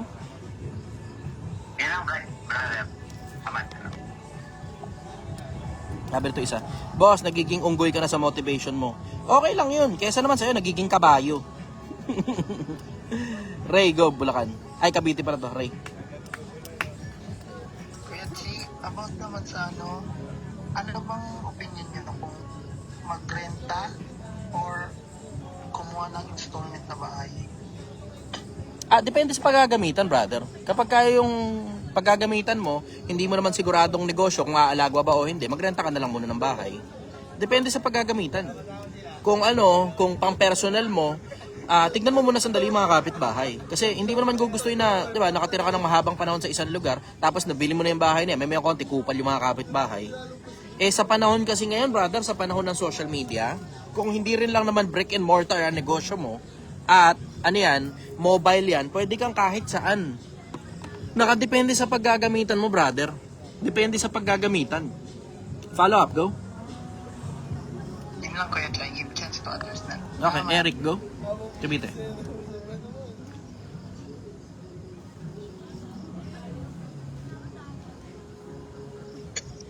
Good evening, Brother Jai. Hello. Tanong ko lang, ano pang to medyo psychological lang. Gusto ko lang malaman yung ano mong perspective. Ano pinag-aaral ba sa ng Benjamin Franklin sa dark psychology? Generally. Hindi, ganito. Yung Benjamin Franklin effect, isa sa mga konsepto yan na mapapakinabangan mo whether it be in persuasion or in dark psychology. Yung konsepto kasi ng dark psychology, ikaw lang mag-isa nakikinabang eh. Tapos ang nangyayari kaya tinag dark psychology yun, kasi nakakarumi ng pagkatao yan. Ikaw na gumagamit nun, nakakarumi yung pagkatao. Nakakarumi ng konsensya yung dark psychology eh. Kailangan kapag magde-deploy ka ng kahit na anong propaganda tactic, kahit na anong psychology, kahit anong propaganda tactic, kahit anong psychology, kahit na ano, dapat parehas kayo makikinabang. Hindi ikaw lang mag-isa makikinabang, tas damage ngayon na magagawa sa iyo sa kabilang panig. Hindi pwedeng ganun. Kailangan makikinabang kayo, mutual, parehas kayong dalawa nakikinabang sa napagkasunduan. Kasi minsan yung pakinabang hindi rin pantay eh. Ikaw nakinabang na sobrang malaki, tapos yung kabila halos walang napakinabang pabalik. Tapos hindi nyo naman pinag-usapan na halos walang pakinabang doon sa kabila pabalik. Kailangan pag-usapan nyo parehas kung ano yung pakinabang ninyong dalawa. Pag hindi nagtugma yung pakinabang, you have to make amendments. Ganun yung konsepto. Dapat mutual ang pakinabang. Follow up, go. Okay, second question. Last ko na to. Anong should we tolerate intolerance? Ulit-ulit. Should we tolerate intolerance? Should we tolerate intolerance? Ay, hindi. Tangina na, balat sibuyas yun eh. Bawal nga rin sa grupo natin balat sibuyas, brother eh. Bawal dito balat sibuyas. Lahat ng bagay dito napapag-usapan kahit kalibugan pa. Paalala ko lang, lahat ng bagay dito sa grupo na to napapag-usapan kahit kalibugan pa. Kung na-offend ka sa kalibugan, bawal ka rito. Simple. No-offend ka sa isang bagay, wag yan ang pag-usapan. Pero bawal ka ma-offend. Ganun ka simple. Alam mo, ito, turo ako kayo ha. You have to make your arguments so strong that you are welcome to convince people, that you are already convincing people towards a certain idea that you have. Dapat magaling ka magtahi ng salita para makumbinsi mo tao. Ganon yung konsepto. So, ibig sabihin, kung halimbawa, na-offend ka sa isang bagay, edi, dalawa lang naman ang option mo dyan eh. Either galingan mo, argumento mo, para hindi mangyari yung isang bagay, o dead ma. Huwag mong pansinin yung isang piraso. Kasi after all, isang pirasong topic lang yun eh. Diba? Di mo, sa loob ng Project 1M, we are proud na napapag-usapan dito lahat ng mga bagay. Ngayon, may mga bagay na talaga ma-offend ka talaga dito. Bakit lahat ng bagay na napapag-usapan dito eh? Ultimo religion at saka politika. Yung dalawang bagay na yun, brother, diretso, hindi napapag-usapan yan sa alos lahat ng mga successful parties eh. Sa mga, sabi nga nila, if you want your party to be successful, you have to stay away from politics and religion. For your conversation to be successful, you have to stay away from politics and religion. Dito, sa loob ng grupo natin, lahat ng bagay na napapag-usapan. Lahat ng bagay na napapag-usapan, kahit magdebate pa, walang problema. Pero kung na-offend ka sa isang pirasong topic, putang ina mo. Diba? Ganun lang kasimple. Na-offend ka sa isang pirasong topic, tapos kumalas ka sa grupo dahil lang sa isang pirasong topic. Sa dinami-dami ng topic na pwedeng pag-usapan, dun ka talaga bumangko sa isang pirasong na-offend ka. Tapos kumalas ka pa sa grupo, ako diretso, tatawanan lang kita niyan. Tatawanan lang kita. Ang standard natin sa Project 1, pag na-offend ka sa isang pirasong topic, wag yan ang pag-usapan nyo. Ibang bagay ang pag-usapan nyo. Na-offend ka dyan eh. Bakit ka naman, ba't mo maisasawsaw yung sarili mo sa isang bagay na na-offend ka? Remember that we are welcome to disagree with each other and it is okay. Hindi mo kailangan magdamdam. Kung nagdi-disagree ka sa isang tao, then you are welcome to state your case. You are also welcome to state your proof. Kung ano man yung mga pruweba mo pag nagdi-disagree ka sa isang tao, you are welcome to debate with that person. And we are open for debates. Alam niyo yan. Open tayo sa debate. Open tayo. Kahit ako, pwede niyo akong debatiin, walang problema. Bakit? Hindi naman lahat ng panahon tama ako eh. Ganun kasimple yun.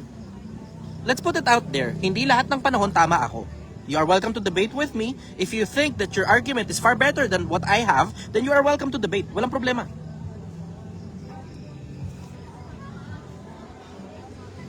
Pero hindi mo kailangan ma-offend sa mga bagay-bagay. At kung na-offend ka sa isang bagay, then you have to stay away from that topic. Ikaw na mismo ang kumalas sa topic na yan.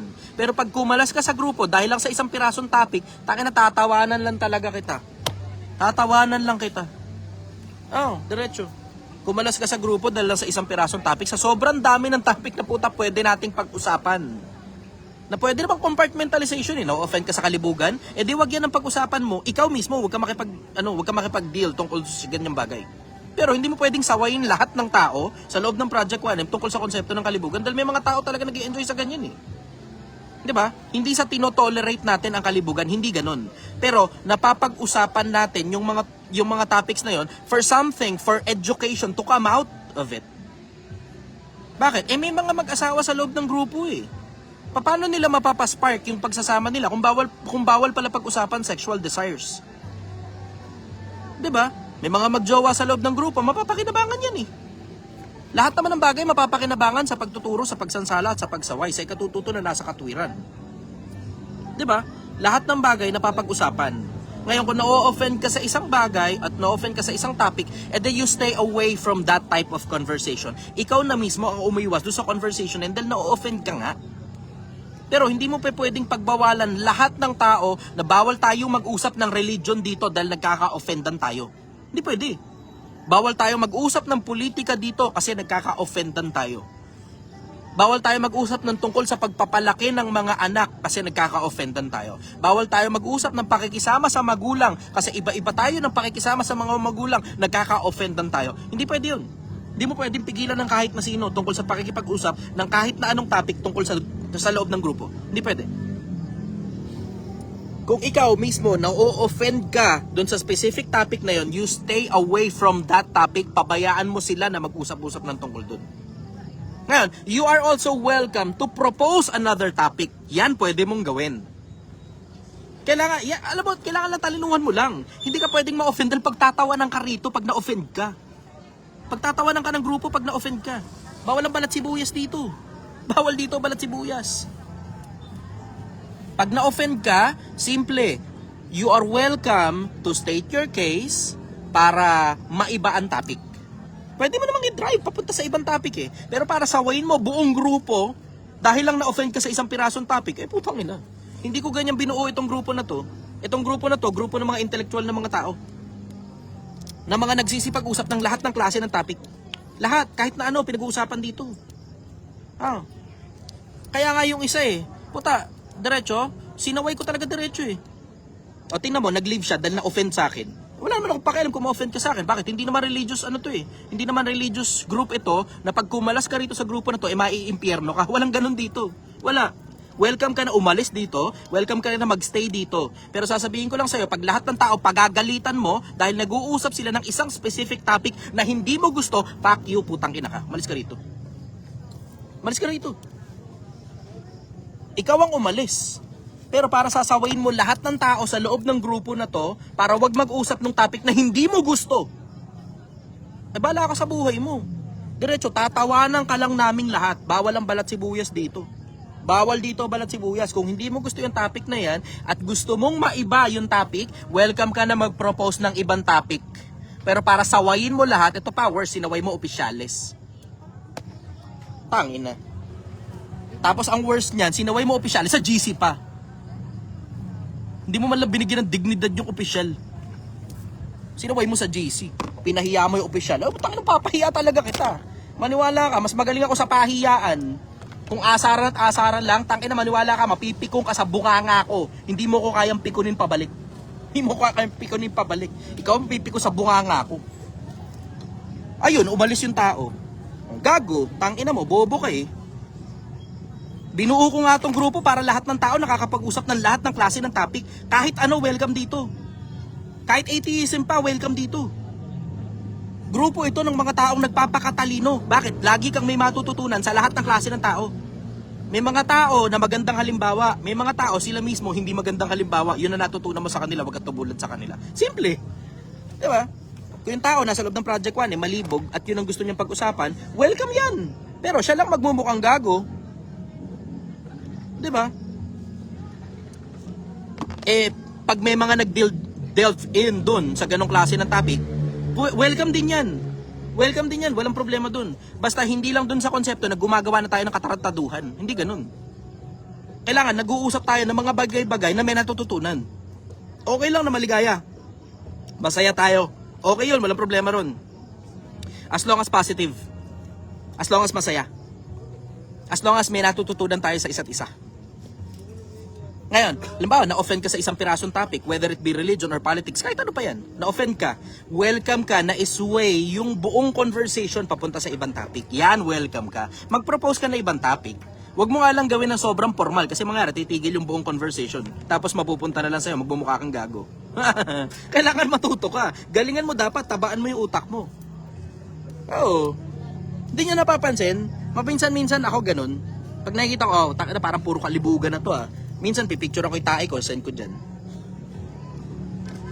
Minsan, alam mo yun, magkikwento ako ng walang kakwenta-kwentang bagay para lang maiba yung topic. Kasi minsan lumalalim sa isang bagay Minsan mapapansin nyo, dark psychology, nilalaliman dun. Tapos naboboringan na yung iba. Minsan naman, pumupolitika, nilalaliman dun, naboboringan na iba. Minsan naman, rumi-religion, naboboringan na iba. Minsan naman, yung kalibugan, minsan naman, na-offend yung iba. O, nakikita nyo yun, diba? Tapos minsan, ako na mismo, binabago ko topic. Nakikita nyo kung paano ko ginagawa nang hindi ako na-offend. Pansin nyo yun? Yun ang kopyahin nyo. Yung galing ng pagtatahi ng salita na hindi kailangan ma-offend ka, na nakukumbinsi mo yung buong grupo na magbago tayo ng topic. Palit tayo ng topic. Iba naman. Hindi nyo napansin yun? Na pwede mo namang gawin yun Pero para sasawayin mo tao, wag yan ang pag-usapan kasi may mga babae rito, may mga asawa rito. Putang ina, ang kausap mo taong nasa posisyon. Ang kausap mo, taong nasa posisyon. Huwag mong babasusin taong nasa posisyon. Yun lang ang punto rito, huwag mong babasusin taong nasa posisyon. Mali ka dyan, sablay ka dyan, kahit sabi mo pang tama ka. Tignan mo muna, sandali. Nasa posisyon ka ba para magsalita? Bakit? Hindi naman lahat ng tama kailangan ipangaral mo Diretso, hindi lahat ng tama. Tignan mo muna posisyon mo, nasa posisyon ka ba para magsalita ng tama? Nakaposisyon ka ba? Eto pa, nasa posisyon ka ba para manaway? Diba? Kailangan tignan mo muna sarili mo. Nasa posisyon ka ba para manaway? Yun ang punto rito. Alam mo, dito sa loob ng grupo na to, lahat ng bagay mapapag-usapan. Huwag lang tayo magpe-personalan. Na may personal Diba? Sasawayin mo, tapos yung sinaway mo may posisyon. Wala ka sa hulog niya na may personal ka na lalo na kung nagkikwentuhan lang naman ng tungkol sa kahit na anong bagay ng buhay. Wala namang specific na tao na pinag-uusapan. Wala, kahit na anong bagay ng buhay lang yung pinag-uusapan Diba? Kahit ano pa yan, whether it be politics, religion, o kahit na ano. Wala namang specific na taong pinag-uusapan. Ang pinag-uusapan, ideology. I think that's okay. Basta walang specific na tao na pinag-uusapan at ideology yung pinag-uusapan, I think that's okay. Pero sasawayin mo, tapos ang sinaway mo, panduduro pa, dun sa specific na tao na yan, bastos ka na yan. Yan, bastos ka na. Na-o-offend ka sa kabastusan, bastos ka rin pala. Tangina mo. Diba? Yun ang masasabi ko ron. Follow-up question, go. Ayop lang brother. Okay na po ako. Okay. Bulacan, Toscano, RJ.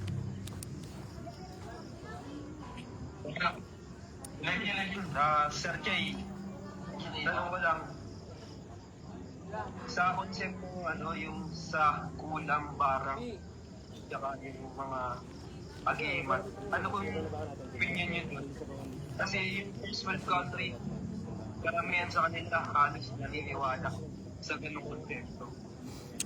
Kung ang tinatanong mo personal ko, hindi ako naniniwala sa ganun Kasi ang daming beses ko nang inulit-ulit na i-request sa mga tao na kulamin ako. Hanggang ngayon wala pa rin lumalabas na ipis sa mga sugat ko Hanggang ngayon wala pa rin lumalabas na pare sa sugat ko. Hanggang ngayon wala pa rin lumalabas na kanin sa sugat ko. Di ba sabi daw nila ganun daw yun. May lalabas na pako, ganun. Wala pa rin, lagi ako nasusugatan, wala naman lumalabas na pako Ewan ko sa inyo, nasubukan nyo na ba labasan ng pako? Ako kasi wala pa Wala pa. Mas madalas ako mapako. Yan ang nangyayari. Lalo na kapag pangako niya. Oo. Pero yung lalabas yung pako sa sugat, wala pa ako na-experience na kahit kailan Ang daming ulit ko na sinabi sa social media yan Kung mangkukulam kayo, pakikulam nyo po ako. Wala. Hanggang ngayon, wala pa din. Wala pa din Wala epekto Wala. Tingnan mo, isipin mo nga mas malaki pa nga chance na mapatay ako rito kaysa makulam ako kaysa gumana sa akin yung kulam. Pag alam mo, may nag-detret sa akin, sinasabi ko, dito ako sa Dom sa Viewpoint sa Angono Rizal. Ulitin ko, Dom sa Viewpoint sa Angono Rizal. Nandito ako. Ngayon, nandito ulit ako. Kung gusto nyo akong patayin, nandito ako. Kung gusto nyo akong kulamin, alam nyo rin eksakto kung nasaan ako. Nandito ako sa Dom sa Viewpoint sa Angono Rizal. Tulungan pa kitang kulamin ako. Tulungan pa kita. Hindi ako naniniwala sa ganun kasi hindi gumagana sa akin Yun ang masasabi ko ron, hindi gumagana sa akin. Sa dami ng taong galit sa akin, eto pa, kung gumagana yung putang inang kulam na yan, sana noon nyo pa nakita si Bongbong Marcos punong-puno ng ipis ang mga sugat. Diretso, hindi nyo pa naisip na ang unang-unang kukulamin yung mga siraulo sa ibabaw? Hindi naman sinasabi ko siraulo si Bongbong, pero sinasabi ko, pag presidente ka ng Pilipinas, napakaraming galit na tao sa'yo. Wala pa ako nakitang presidente ng Pilipinas na tinutubuan ng kung ano-ano. Wala. Nakakita na ba kayo ng presidente ng Pilipinas na nililabasan ng pako sa sugat? Kanin sa sugat? Diba? Lumabas na ipis sa mata? Wala naman Wala akong nakikitang ganun, brother. Wala. Isipin mo, yung mga politiko na yan in general, napakaraming tao galit dyan Wala akong nakikitang epekto niyang kulam na yan sa mga politiko natin Hindi nyo ba napapansin? O baka ako lang yata yung tangang nag-iisip ng ganun. Follow-up question, go. May tanong po ako, Bossing. Sabi kasi dito sa pagkakabasa ko po rito sa Deuteronomy 22 verse 5. Sa talatang ito, ipinagbabawal ng Diyos ang pagpapalit ng kasuotan kung saan ang lalaki ay nagsusuot ng damit ng babae at ang babae ay nagsusuot ng damit ng lalaki. Ayon sa aklat ng Deuteronomy 25 verse 5, ang sinumang gumawa nito ay tinuturing pasuklam-suklam o karumal-dumal sa Panginoon. Ito po yung tanong ko, kasalanan po ba na ngayon sa generation ngayon na magsuot po kami ng mga damit pang babae, Or yung babae magsusot ng damit pang lalaki kasi kasalanan po ba yun? Ang sagot ko sa'yo, kung alam mong kasalanan, wag mong gawin. Kasi may mga tao, di nila alam na kasalanan yun eh. And who am I to judge? Hindi naman ako para humatol sa kapwa-tao, hindi nila naiintindihan yun eh. Yun ang masasabi ko ron. Follow-up question ko. So, yung follow-up question ko, ito yung follow-up si Ali about sa agimat. Ano yung masasabi niyo din sa mga nagbebenta, may mga vlogger na nagbebenta ng agimat, ginagawang hanap buhay, tapos pinapakita na lang hindi talaga tinatagdan sila ng bala. Ano mo masasabi sa ito? Panloloko ng kapwa, gawaing tiba-tiba. Sorry ha. Oh. Pero parehas lang din yan ang konsepto ng networking eh. Bigay mo sa akin yung pera mo, yayaman ka. Parehas yan. Bigay mo sa akin pera mo, hindi ka tatabla ng bala. Alam mo, kung may mga ganyang supernatural, sana noon pang unang panahon. Sa haba ng panahon na lumipas, hanggang ngayon may naniniwala pa ba sa ganyan? Siguro sa mga liblib na probinsya, may agi-agimat daw ko, no? 'Di ba? Choice na lang nila kung gusto nilang paniwalaan yan. Pero sa haba ng panahon na buhay ako, hindi ako nababaril kasi walang nagtsatsagang bumaril sa akin. Yun ang nakita ko. Kasi sa tunay na buhay, di ka naman talaga mababaril eh. Napakabihira ng mga taong nabaril. Napakabihira ng mga taong nabaril. Sobrang bihira nga ng mga taong nabaril, mas malamang pa na mamatay ka sa kalsada dahil nabangga ka ng sasakyan kaysa mabaril ka. Yun ang masasabi ko ron. Alam mo, kung ano nga, kung diretso, kung siraulo lang ako, ngayon yung pinakamagandang panahon para magbenta ng agimat eh, na hindi ka tatabla ng bala. Eh, nakita mo naman yung sa, late, di ba? May barilan ngayon dun. So, sabi pala sa internet, kung gusto ninyong yung anak nyo, wag tabaan ng bala, bumili kayo sa akin itong anting-anting. Diba? Kung manluloko lang ako, ang dali niyan. Diretso, ang dali niyan. Marketing lang yan eh. Tapos deliver lang, galing Shopee. Deliver galing Shopee, galing TikTok, diba? Biglang yaman ka ngayon dahil sa anting-anting. Pero panloloko ng kapwa, gawain tiba-tiba. Alam mo, manloloko lang ako ng kapwa kapag ginawa ko yun. Kaya hindi ko gagawin yun. Madali lang naman manloko ng kapwa, diretso. Lalo na mga spiritual belief. Napakadaling manloko ng kapwa. Yun nga lang, isipin mo mangaral-ngaral ka lang ng tungkol sa iba-ibanghelyo kuno eh. Diba? Gumamit ka lang ng Bible, 10% na ng kinikita ng miyembro mo, sa'yo na. Ganun kadali manloko ng kapwa. Gumamit ka lang ng Bible, 10% ng kinikita ng member mo, sa'yo na. Makachamba ka pa ng mayaman-yaman dyan at magaling-galing kang magsalita. Kaya nga naman, papansin mo, ako puta, ingat na ingat ako dyan eh. Ayoko ma-branding na religion na pastor-pastor ako eh. Ayoko yan. Pas ako sa ganyan. Hindi ako mag-aakay ng kaluluwa ng kapwa-tao. Maigi na ang pabutihin ko na lang yung buhay ng kapwa-tao kaysa manloko ng kapwa-tao dyan sa tungkol sa konsepto ng religion yan. Kahit pa sabihin mong marami akong alam sa Biblia, marami akong alam sa iba-ibang mga libro ng alam mo yan, spiritualismo in general. So makapal-kapal ang library ko eh.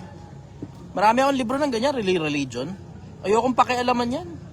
Ayokong pakialaman yung konsepto na ako magpapastor, mag-aakay ng kaluluwa ng kapwa-tao. Hindi na. Kung ano yung nakasulat, tanong mo na lang sa akin, sagutin ko sa'yo diretso.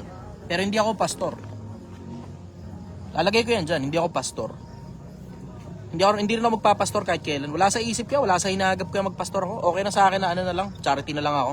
Tulong na lang ako sa kapwa-tao, gusto mo ng information, I'll give you information. Whatever you do with that information is completely up to you. Follow-up question, go. Iisingin lang po kami. O brother, kung ang Diyos po ay binigyan ng free will ang mga tao, bakit may mga bata na pinapanganak na meron ng malulubhang sakit? Free will ba nila yun? O ginusto ba nila magkaroon ng ganun? Parang ang tanong ko sa akin, kung ang tao ay binigyan ng free will, bakit may nababangga sa kalsada? Ang tawag dun, chamba.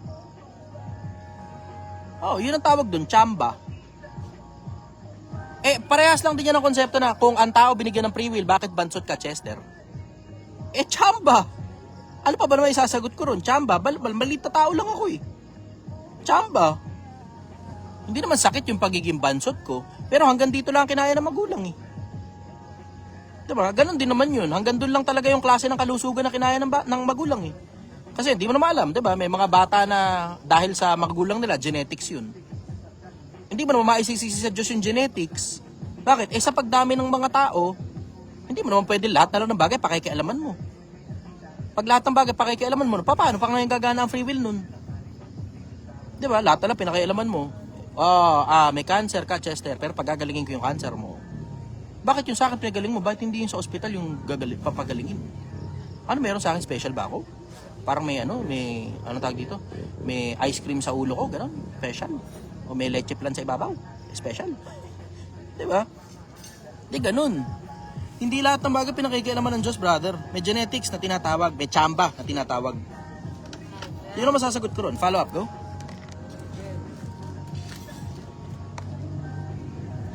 Okay lang po. Okay, brother. Boss J. Okay. Christine Pampanga, go. Siguro last 3 questions na lang para mapagdisilbihan ko muna yung mga officers ko pagkatapos ito. Good evening, sir. Hello. Tanong ko lang po kung kailan po dapat ituro ang sex education sa mga bata. Anong edad? Wala akong masasabing eksaktong edad tungkol dyan sa konsepto ng sex education Pero you have to teach it to your children. One way or the other, you have to teach it. Kailangan sa inyo manggaling yung information. Otherwise, magka-testing yung mga anak nyo. Hindi magugustuhin yun. Kasi naaalala ko, bata pa ako, curious ako sa maraming bagay. Kasama na rin yan. At sigurado, hindi naman ako nag-iisa dahil hindi naman ako special Ordinaryong bata lang ako So para maalis yung curiosity, kailangan ituro nyo na ng diretso. Bahala na kayo kung kailan ang edad na tama para dyan. Pero hindi ko masasabing centralized na, pagka ganitong edad, hindi yan parang hindi yan parang legal age Hindi siya ganun Nandun siya sa age of discernment. So, dun sa edad na nakakapag-isip na ang bata, dun siya dapat ituro. Nakadepende ngayon yan, dun sa dami ng itinuro mo sa bata in the past. So, nakadepende sa level of maturity ng bata para i-handle yung ganong klase ng information. Nakadepende ngayon yan sa pagkukondisyon mo sa bata para makarating sa punto na pwede mo nang ituro sa kanya yan. Follow up, go.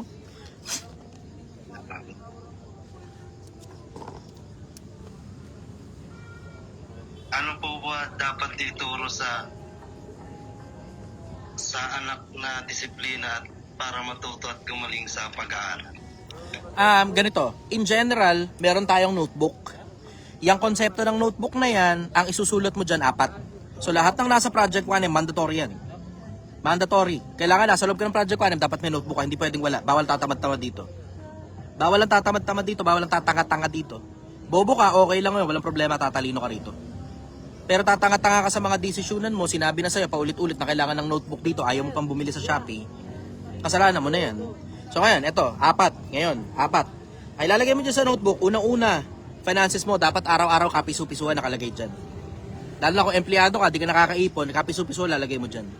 Pagkatapos ng buwan, 2 payout yun. Mapapansin mo na ano yung mga bagay na dapat mong ginastos at saka ano yung mga bagay na hindi mo dapat ginastos at mapapansin mo dyan. Halos 1/4 ng lahat ng bagay na ginastos mo, hindi naman kailangan gastusin.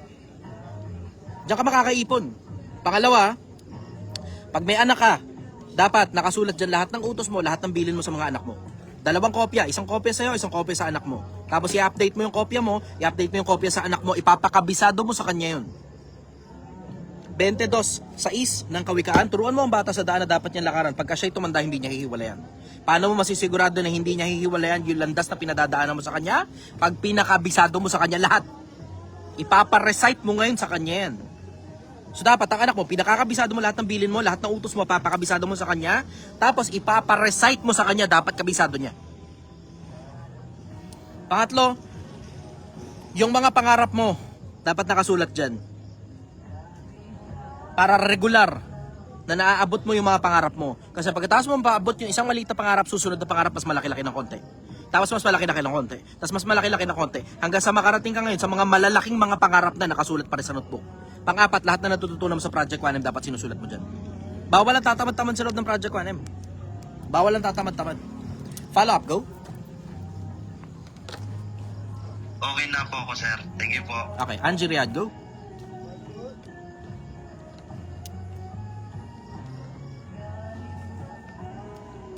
Ganun po.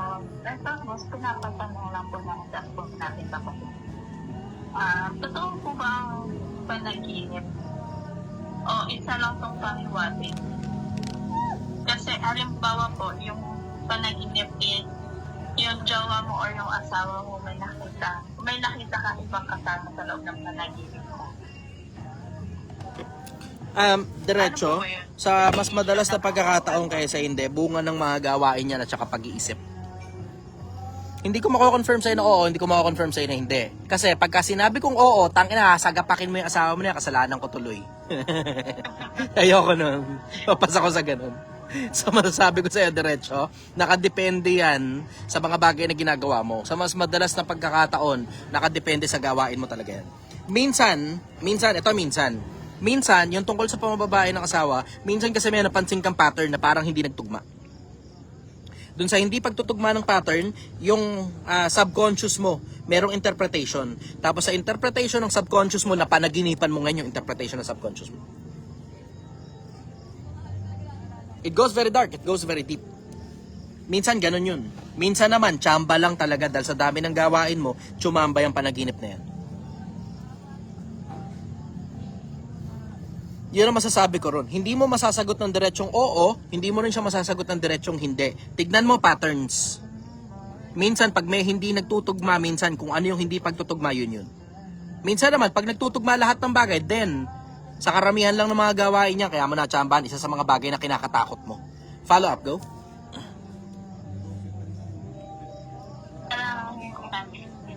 Kung ano yung parang nagiging multo mo yung nakikita mo sa panaginip, parang gano'n po. Kung ano lang pinakatakutan mo, kaya mo napapanaginipan, kaya pumapasok sa iyo. Gaya ng sabi ko, hindi siya ganun. Hindi siya ganun lang. Minsan oo, minsan hindi. Minsan may pattern ka na napansin, uulitin ko lang ulit yung paniwalag ko. Minsan may pattern ka na narinig, minsan may pattern ka na hindi nagtugma, minsan yun yung nai-interpret ng isip mo at nagko-connect-connecta yun hanggang sa napanaginipan mo. Minsan naman, iniisip mo talaga yun. Minsan naman, totoo yun. Minsan naman, hindi. Hindi siya masasagot ng diretsong oo o diretsong hindi. Hindi siya ganun. Hindi ganun kadali yan. Kasi kailangan personal muna na makita ko yung asawa mo, tapos personal na ma-experience ko yung buhay ninyong dalawa bago ko masabing oo o hindi. Kasi kailangan mapansin mo patterns eh. Kung wala namang hindi nagtutugma doon sa patterns at lahat naman ng bagay nagtutugma ron sa asawa mo, huwag mong pagtiwalaan panaginip mo. Ang pagtiwalaan mo, yung mga bagay na nakikita mo nagtutugma o hindi nagtutugma, yun ang masasabi ko ron. Kasi mga tao, alam nyo naman may patterns yan eh. Alam nyo, ito turuan ko lang kayo. Isa sa mga pinakamalalaking bagay, lalo na sa mga lalaki na may pera-pera, isa sa mga pinakamalalaking bagay na tip ko sa inyong mga babae, ito galing sa statistics ito, sa Amerika galing, na ang mga lalaki, pinakamalaking indicator daw, tangina nakikinig ngayon lahat ng mga babae. Ingatan nyo lang sarili nyo, tangina nyo, baka mamaya misinterpret nyo itong sinabi ko, ha? Pero isa sa mga pinakamalalaking tip ko sa inyo, sabi ng statistics, ang isa sa mga pinakamalalaking indicator daw na nang bababae yung lalaki kapag nagpapakarwash siya bago umalis tas hindi mo alam saan pupunta.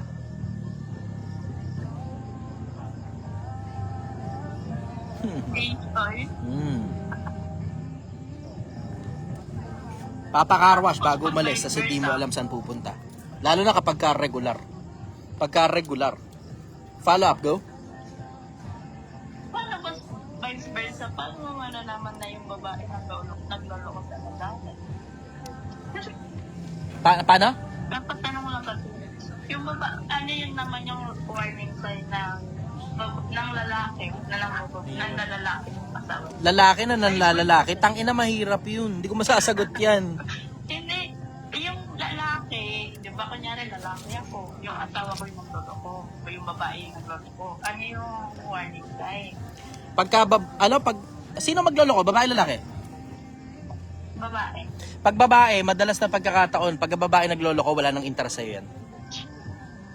Yan ang pinakamalaking warning sign. Wala nang interest sa'yo. Parang impassing na lang lahat ng bagay. Kasi ang mga babae, alam mo pagka mahal ka eh. Alam mo rin pagka hindi ka mahal. Ramdam mo yun. So makikita mo ngayon sa pakikitungo sa'yo. Pero ang mga lalaki kasi magaling magpanggap eh. Minsan nga, pagkatapos na gumawa ng kalokohan, sobrang sweet pa niyan. Tataas gumawa ng kalokohan, bigla sobrang sweet. Magaling magpanggap ang mga lalaki. Ang mga babae hindi, direct giveaway sa kanila yun. Pagka nagbago ang nagbago ang timpla, nagbago ihip ng hangin, ay, madalas yan na yan. Follow up, go. Yan lang po, boss. Maraming salamat. Okay. Patanong lang kasi sa akin. Yan, tangina nyo, pagka ganyan na usapan, buhay na buhay kayo. Yan, sige. Pagka ganyan na usapan, buhay na buhay kayo. Cyrus, go. Pampanga. Saktuhin ko na 11 minutes. Hello po, magandang gabi po, brother. Sige, mabilisan lang, go brother, go. Ano pong mapapayo nyo sa mga kapwa ko PWD na gusto ko masenso po towards po sa mga konti lang po yung opportunity dito sa Pilipinas. Konti opportunity, pero merong opportunity. Kasi si Francis, PWD din naman eh. May trabaho siya sa akin. Nakadepende sa level ng pagiging PWD mo. Ganon yun. Pag nakakakilos ka naman, nakakagalaw ka naman, maraming opportunity para sa'yo. Wag mo lang masyadong tignan yung pagiging PWD mo. Kasi nagkakatalo yan doon sa anong kaya mong gawin. Doon ka mag-focus, anong kaya mong gawin. Huwag ka mag-focus sa hindi mo kaya. Think of your cup as half full rather than half empty. Yung baso mo, kalahati lang ang meron eh. 'Di ba? So mag-focus ka nga doon sa kung ano kaya mo. Huwag ka mag-focus sa hindi mo kaya. Yun ang bagsakan nun. Para makakuha ka ng sobrang daming opportunity. O kung hindi man sobrang dami, masulit mo yung sobrang konti na opportunity. Mag-focus ka sa kung anong kaya mo, huwag sa hindi mo kaya. Follow up, go. And sa ano po, brother, sa mga nag-discriminate po, marami po ako marami po ako na-experience na discrimination po sa ibang Wala, mga pasok tao. sa isang tainga lawas sa kabila, brother. Lahat naman ng tao dinidiscriminate natin eh. Tangina, normal sa mga tao yan, brother. Lahat tayo nagdi-discriminate ng kung sino-sino. Hindi mo ba nakita si Sir Jack? Mas malakas pa nga mag-discriminate yun eh. Oh. Yung may bingot dito, ang lakas mga asar nun, baka akala mo. Si Francis lang, malakas mga asar eh. PWD yun. Sa tungkol sa discrimination, brother, embedded sa pagiging tao natin lahat yan. Normal yun, pasok sa isang tenga, labas sa kabila. Even better nga kung mas malakas ka pa mang asar eh. Oh. Si Francis, tangin na kasama namin nadulas. Sabi ni Francis, naantay namin lahat kung ano sasabihin ni Francis. Sabi niya, bobo. Tangin na, tawanan kami lahat eh. Tawanan kami lahat. Sabi ko, yan, tangin na mo, kaya di ka pinapagaling. Sama na ugali mo eh. PWD ka na nga, lakas mo pa mang asar eh. Pinagano namin si Francis eh. Anyways, follow-up question, go. Yun lang po, brother. Salamat po sa knowledge. Jan, Pampanga, go. Meron pa tayong 8 minutes, go. Brother, meron na sana may tatanong about dito sa Genesis. Hindi ko kasi tanda kung anong verse. Pero about siya doon sa halaman na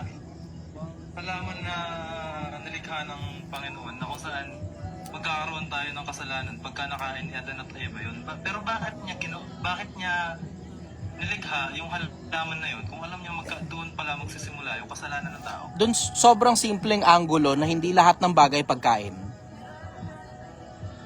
Kung ano man ang purpose nun, hindi ko alam, hindi nilinaw sa Biblia. Pero hindi lahat ng bagay pagkain. Ang bilin, wag kakainin yun. Ganun kasimple.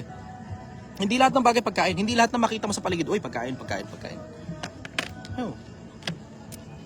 Tayo, minsan nga, may mga tao nakikringe kapag nakakita ko ipis, sinasabi ko, uy, ulam. Tawanan yung mga tao. Alam mo namang hindi ulam yun eh.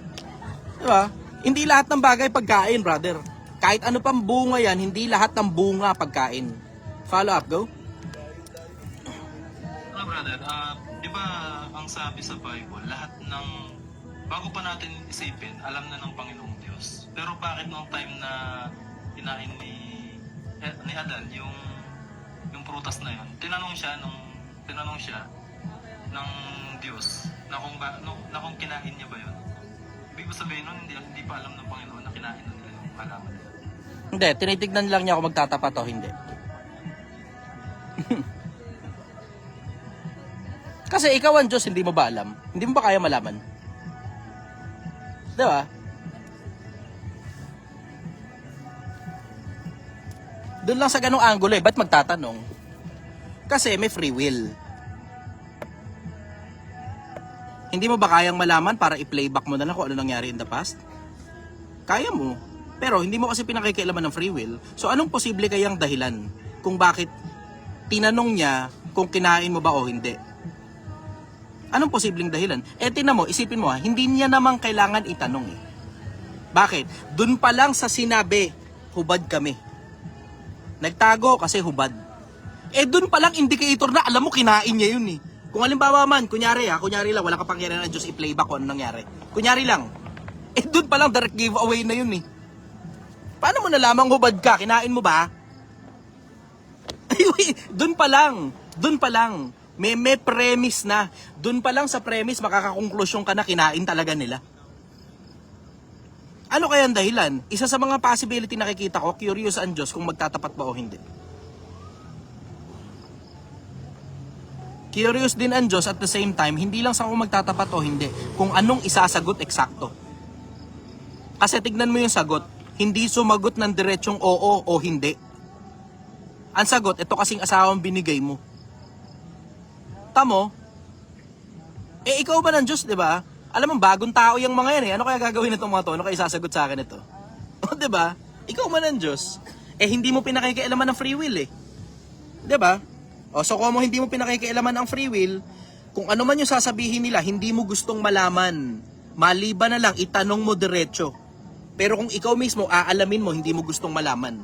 Gusto mo lang itanong para malaman mo kung ano ngayon na isasagot sa'yo. Yan na nakikita kong possibility. We're only talking about possibilities. Kasi wala naman talaga eksaktong nakasulat tungkol dun sa ganung bagay eh. Tungkol sa mga bagay na wala eksaktong nakasulat, wala, possibilities lang. Maaaring mali ako, yun ang sagot ko ron. Follow up, go. Brother, bago ba bumaba si Yesu Cristo, ibig ba sabihin dito sa Genesis, verse 8 yata ito, at narinig nila ang tinig ng Panginoong Diyos na lumalakad sa halaman sa kulimlim ng araw at nagtago ang lalaki at ang kaniyang asawa. Dito lang tayo sa verse, sa unang verse lang. At narinig nila ang tinig ng Panginoong Diyos na lumalakad sa halaman. So ibig ba sabihin nito, bago pa bumaba si Kristo dito, nagkatawang tao, ibig ba sabihin, yung pinaka-ama nating lahat, bumaba na pala siya nung time na yun. Kasi sabi dito, at narinig nila ang tinig ng Panginoong Diyos na lumalakad sa halaman sa kulimlim ng araw. Isa sa mga malalaking possibilities niyan, brother, anghel yan. O kung sino pa man yan. Pero definitely hindi yan yung Diyos Ama. Kasi yung nagbigay ng 10 utos, merong nababasa, nasa gawa. Ang sabi, anghel daw ang nagbigay nun. Yung Diyos Ama, kung babasahin mo buong Biblia, hindi siya nagbabago-bago ng anyo. Tapos, eksaktong term na ginamit doon, salitang parala J. Yung parala J, transmutation. Wala siyang transmutation. Wala siyang transmutation. So, hindi siya nagbabago-bago ng anyo. Kung ano yung anyo niya, kung ano yung anyo niya, yun lang talaga ever since. So, hindi siya para, alam mo yun, papasok sa universe, tapos, sa sobrang dami ng mga galaxies, hahanapin niya eksakto Milky Way galaxy. Tapos, pagpasok sa Milky Way galaxy, hahanapin niya yung solar system. Tapos, pagpasok sa solar system, through yung asteroid belt, papasok ngayon doon, tapos luluso, tatagos, hanggang sa makarating ngayon dito sa pangatlong planeta. Tapos, nagkatawan tao siya. Kung sino man yung nakita ni Adan na naglalakad doon, hindi yun yung Diyos Ama. Kasi sinabi rin naman ni Kristo yun eh, hindi nyo nakita ang kanyang anyo o narinig man ang kanyang tinig kailanman. So kung ano man yung narinig natin in the past o nakita natin in the past, hindi yun ang Diyos Ama. Follow up, go. No, brother, nahihiwagaan lang talaga ako dito sa Genesis. Nasa Genesis pa lang ako pero ang hiwaga ng Bible, grabe. Ang dami ko. Yan lang po muna sa ngayon. Maraming po salamat. Einstein, ganda ng pangalan no? Panis. Einstein na, David pa. Nakamute ka, brother.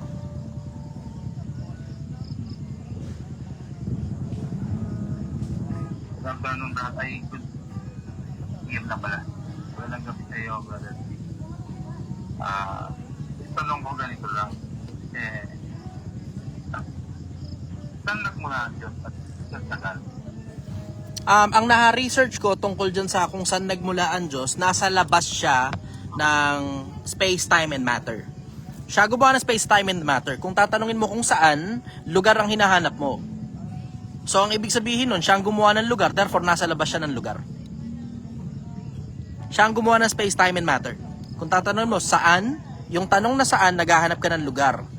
Kung saan man, siya ang gumawa ng lugar eh. So, nasa labas siya ng mga lugar. Sa personal perspective, kasi meron tayong relative sa Diyos. Ano yung kung saan ba meron ba siyang ama, ako yung pinagsasabi niya, meron ba siyang simula. So yun ang lagi kong binubulay-bulay ng stigma. Merong mali sa sistema, brother. Ang isa sa mga mali sa sistema, ang nakasulat sa Biblia, huwag tayong mag-isip ng higit na matayog kesa nararapat isipin. Dapat bilang tao, ang unahin mo muna yung napakaraming karunungan na mapapakinabangan mo talaga personal. Halimbawa, ano purpose ng buhay ng tao? Diba? Bago mo alamin kung saan nanggaling yung gumawa sa lahat ng bagay, mas magandang tanong, ano kaya ang dahilan kung bakit ka nag-i-exist? Tama, kaya kasi tinatanong, nandito ko ang simulong. Kasi, tinan mo, isipin mo to. Kapag ka tinanong mo, bakit ka nag-i-exist, then you can do something about your existence. Pero pag tinanong mo, saan galing ang Diyos, anong gagawin mo doon sa information na yun? Anong pakinabang ng information na yun sa'yo? Ito nga ang pakunti. Rather, mas magandang isipin, ano kayang gusto niya? Kasi, ikaw man ang Diyos, ire-reveal mo ba saan kagaling? Ang ire-reveal mo, gusto mo. Para masunod ng mga tao kung anong gusto mo.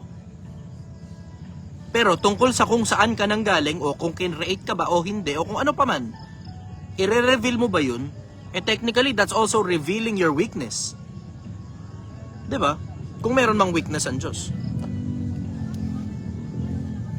Hindi ka masyado magre-reveal ng tungkol sa sarili mo pag immortal ka.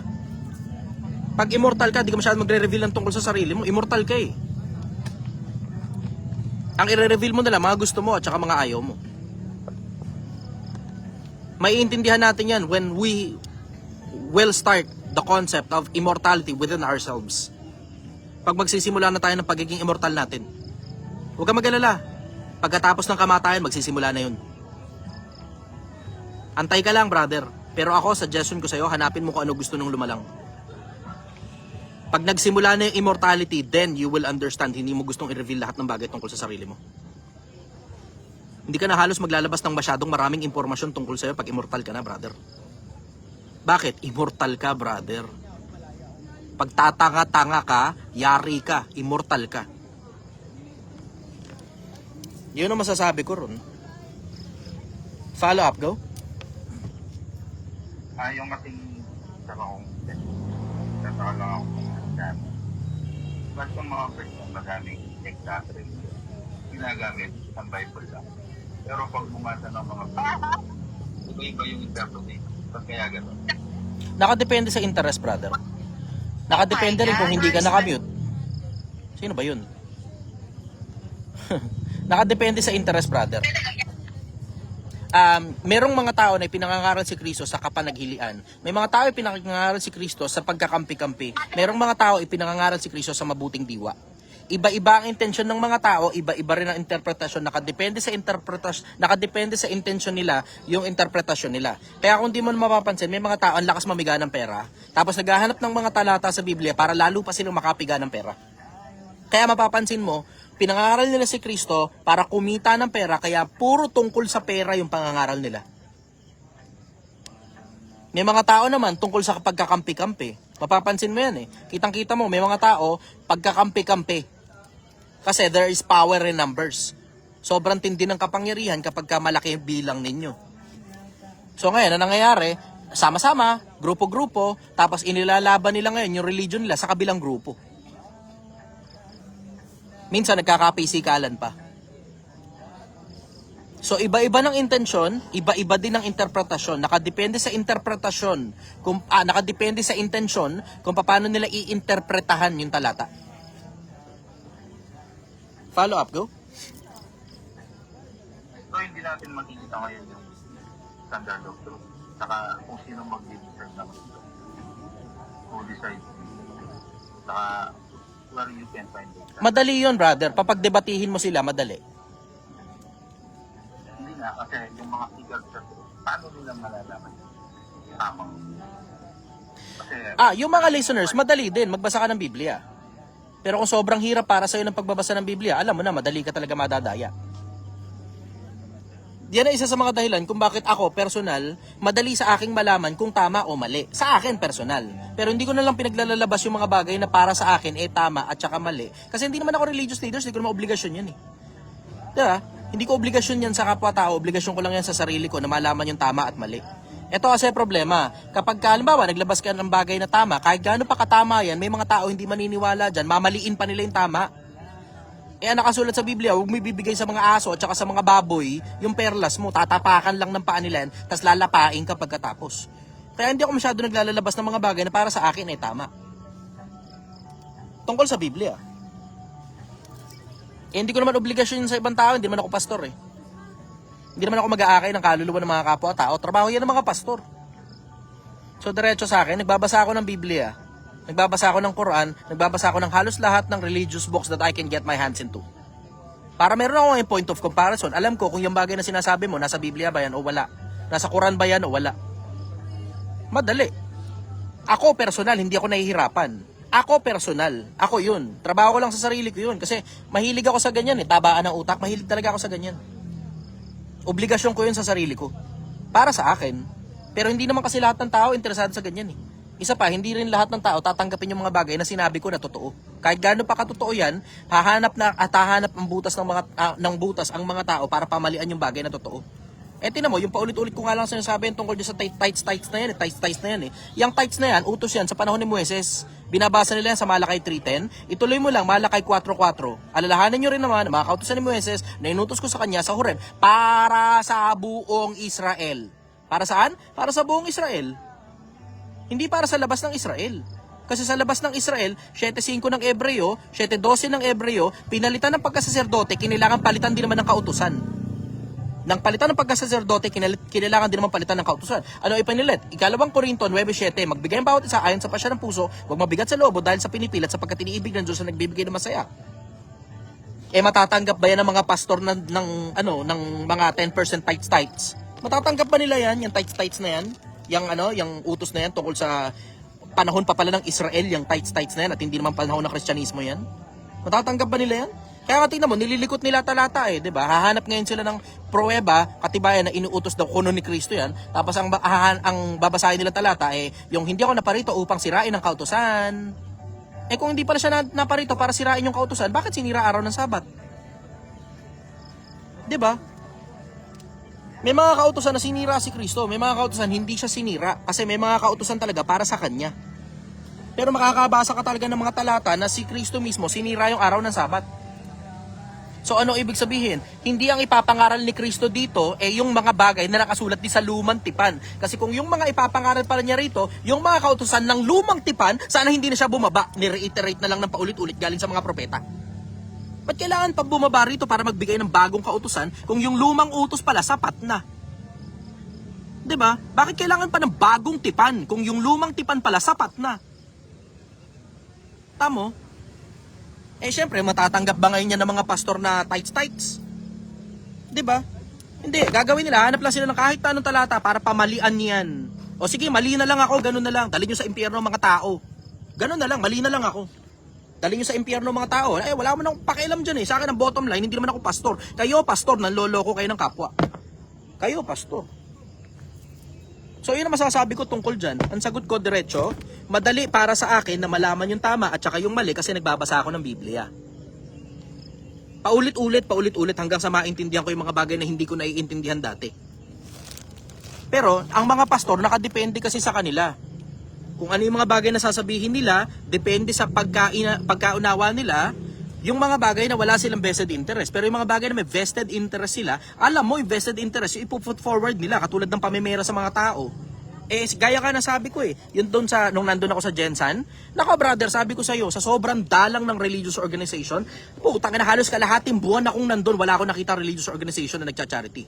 Kaya sabihin nila, nag-charity kami. Wala naman ako sinabing walang nag-charity. Ang sinasabi ko, yung haba ng panahon na balik-balik kami,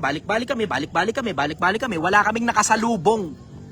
Wala kami nakasalubong na charity or na religious organization na charity. Kung meron mga nagcha-charity diyan, baka maisang araw lang 'yan. 2 araw, marami na. 3 araw, marami na. Pero diretso, wala kami nakasalubong. Ang nakakasalubong namin regular doon, kung hindi fraternity, Red Cross. Kung hindi Red Cross, yung anong tawag dito? DSWD. May mga boxes sila galing DSWD. Tapos truck ng DSWD kaliwat kanan parot parito. Yun ang nakakasalubong namin regular. At saka mga private na mga tao. Private. Mga minsan 2, 3 convoy sila, ganun. Kung religion man sila, walang nakasulat. Kaya kinalampag ko sila nun O tingnan mo, nakalampag yung iba sa kanila, nagbigay. Kasi sinabi ko diretso Sabi ko pag yung mga pastor ninyo, hindi nyo naramdaman dito, ilalaglag din kayo niyan pag kayo nangailangan. O tingnan mo, ang dali nahook ngayon sila. Kailangan magbigay tayo rito. Tangina, yari tayo rito kay Chichester. Ginigising ang mga miyembro natin. Mauubusan tayo ng pera pag nagising tong mga to. Mauubusan tayo ng miyembro pag nagising itong mga to. Ngayon, kaliwat kanan, tag nila sa akin. Ang dami, pinagtatag ako doon sa mga religion nila na namimigay ng tulong. Wala akong nakasalubong. Wala akong sinabing wala, ha? Ang sinabi ko, wala akong nakasalubong. As in, literal na nakasalubong, wala. Kahit yung mga kasama ko, tanong nyo sa kanila kung may nakasalubong sila. Kahit yung mga kasama ko ron na mga vlogger din, tanong nyo sa kanila kung may nakasalubong sila. Kasi pinag-uusapan namin araw-araw yan tuwing lumalarga kami. Sana ngayong araw may makasalubong tayong religion. Sana ngayong araw may nakasalubong tayong religion. Tapat naman ako kung may nakasalubong kami religion, sasabihin ko may nakasalubong kami. Kaya nga sinasabi ko, kahit fraternity, may nakikita kami fraternity dun Nakita ko ang Tao Gama doon, nakita ko ang Apo doon, nakita ko ang merong parang isang grupo na hindi ko kilala, pero alam mo mukhang fraternity yun kasi parang Hebrew Greek kamukha ng sa Tao Gama yung yung signage nila parang ganun-ganon. May mga nakasalubong kaming ganun. Ang Red Cross regular nakakasalubong namin, may dala-dala pa silang malaking truck ng tubig. Red Cross nakasalubong namin regular. As in, regular yun. Siguro, sa haba ng panahon doon kami, kung may mga 4-5 beses naming nakasalubong ang Red Cross, meron. Regular ang Red Cross. DSWD, nandun din. Gobyerno, nakikita namin ang gobyerno doon. Nakikita namin ang gobyerno. Ang hindi ko makita doon, religious organization, wala kami nakita. Wala kami nakasalubong. Wala akong sinabing walang nag-charity, ha? Yung iba kasi tatanga-tanga Galit na galit sa akin, kala mo inaapi. But, ano ba gusto ninyo? I-acknowledge ko yung hindi ko naman nakita? 'Di ba? Ginawa, tinag ako dun sa mga charity nila. Okay, ayos, clap sa inyo, good job. Sinaluduhan ko pa nga yung iba Clap. Pero wala kaming nakasalubong. Ang sinasabi ko, nakasalubong, wala. Araw-araw kaming parot parito Wala kami nakasalubong. Tinan mo, tanong mo to sa Pogi. Pogi, liga nga rito. Huwag ka magsisinungaling, ma-impyerno kapag sinungaling ka, ha? Halika rito. Meron ba tayo nakasalubong doon na religious organization? Yung totoo lang, Brad. Wala. Tamo? Ito mismo, kasama ko to araw-araw dun. Sigurado ka, maiimpyerno ka talaga, brother, pag sinungaling ka. Wala. See? Kita mo?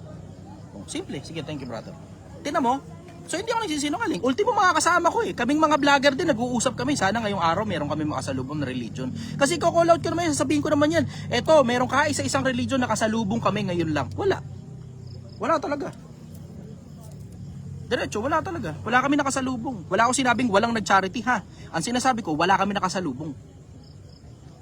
Ano interpretation dun? Sa sobrang dalang na mag-charity ang mga religion, wala kaming nakasalubong. Ganun kadalang. So yun masasabi ko ron. Otherwise, hanggang dyan lang muna ako. Doon muna ako sa mga officers meeting ko. Good night everybody. I love you all. Makita-kita tayo sa susunod na pagkakataon. Bye-bye. Good night, brother.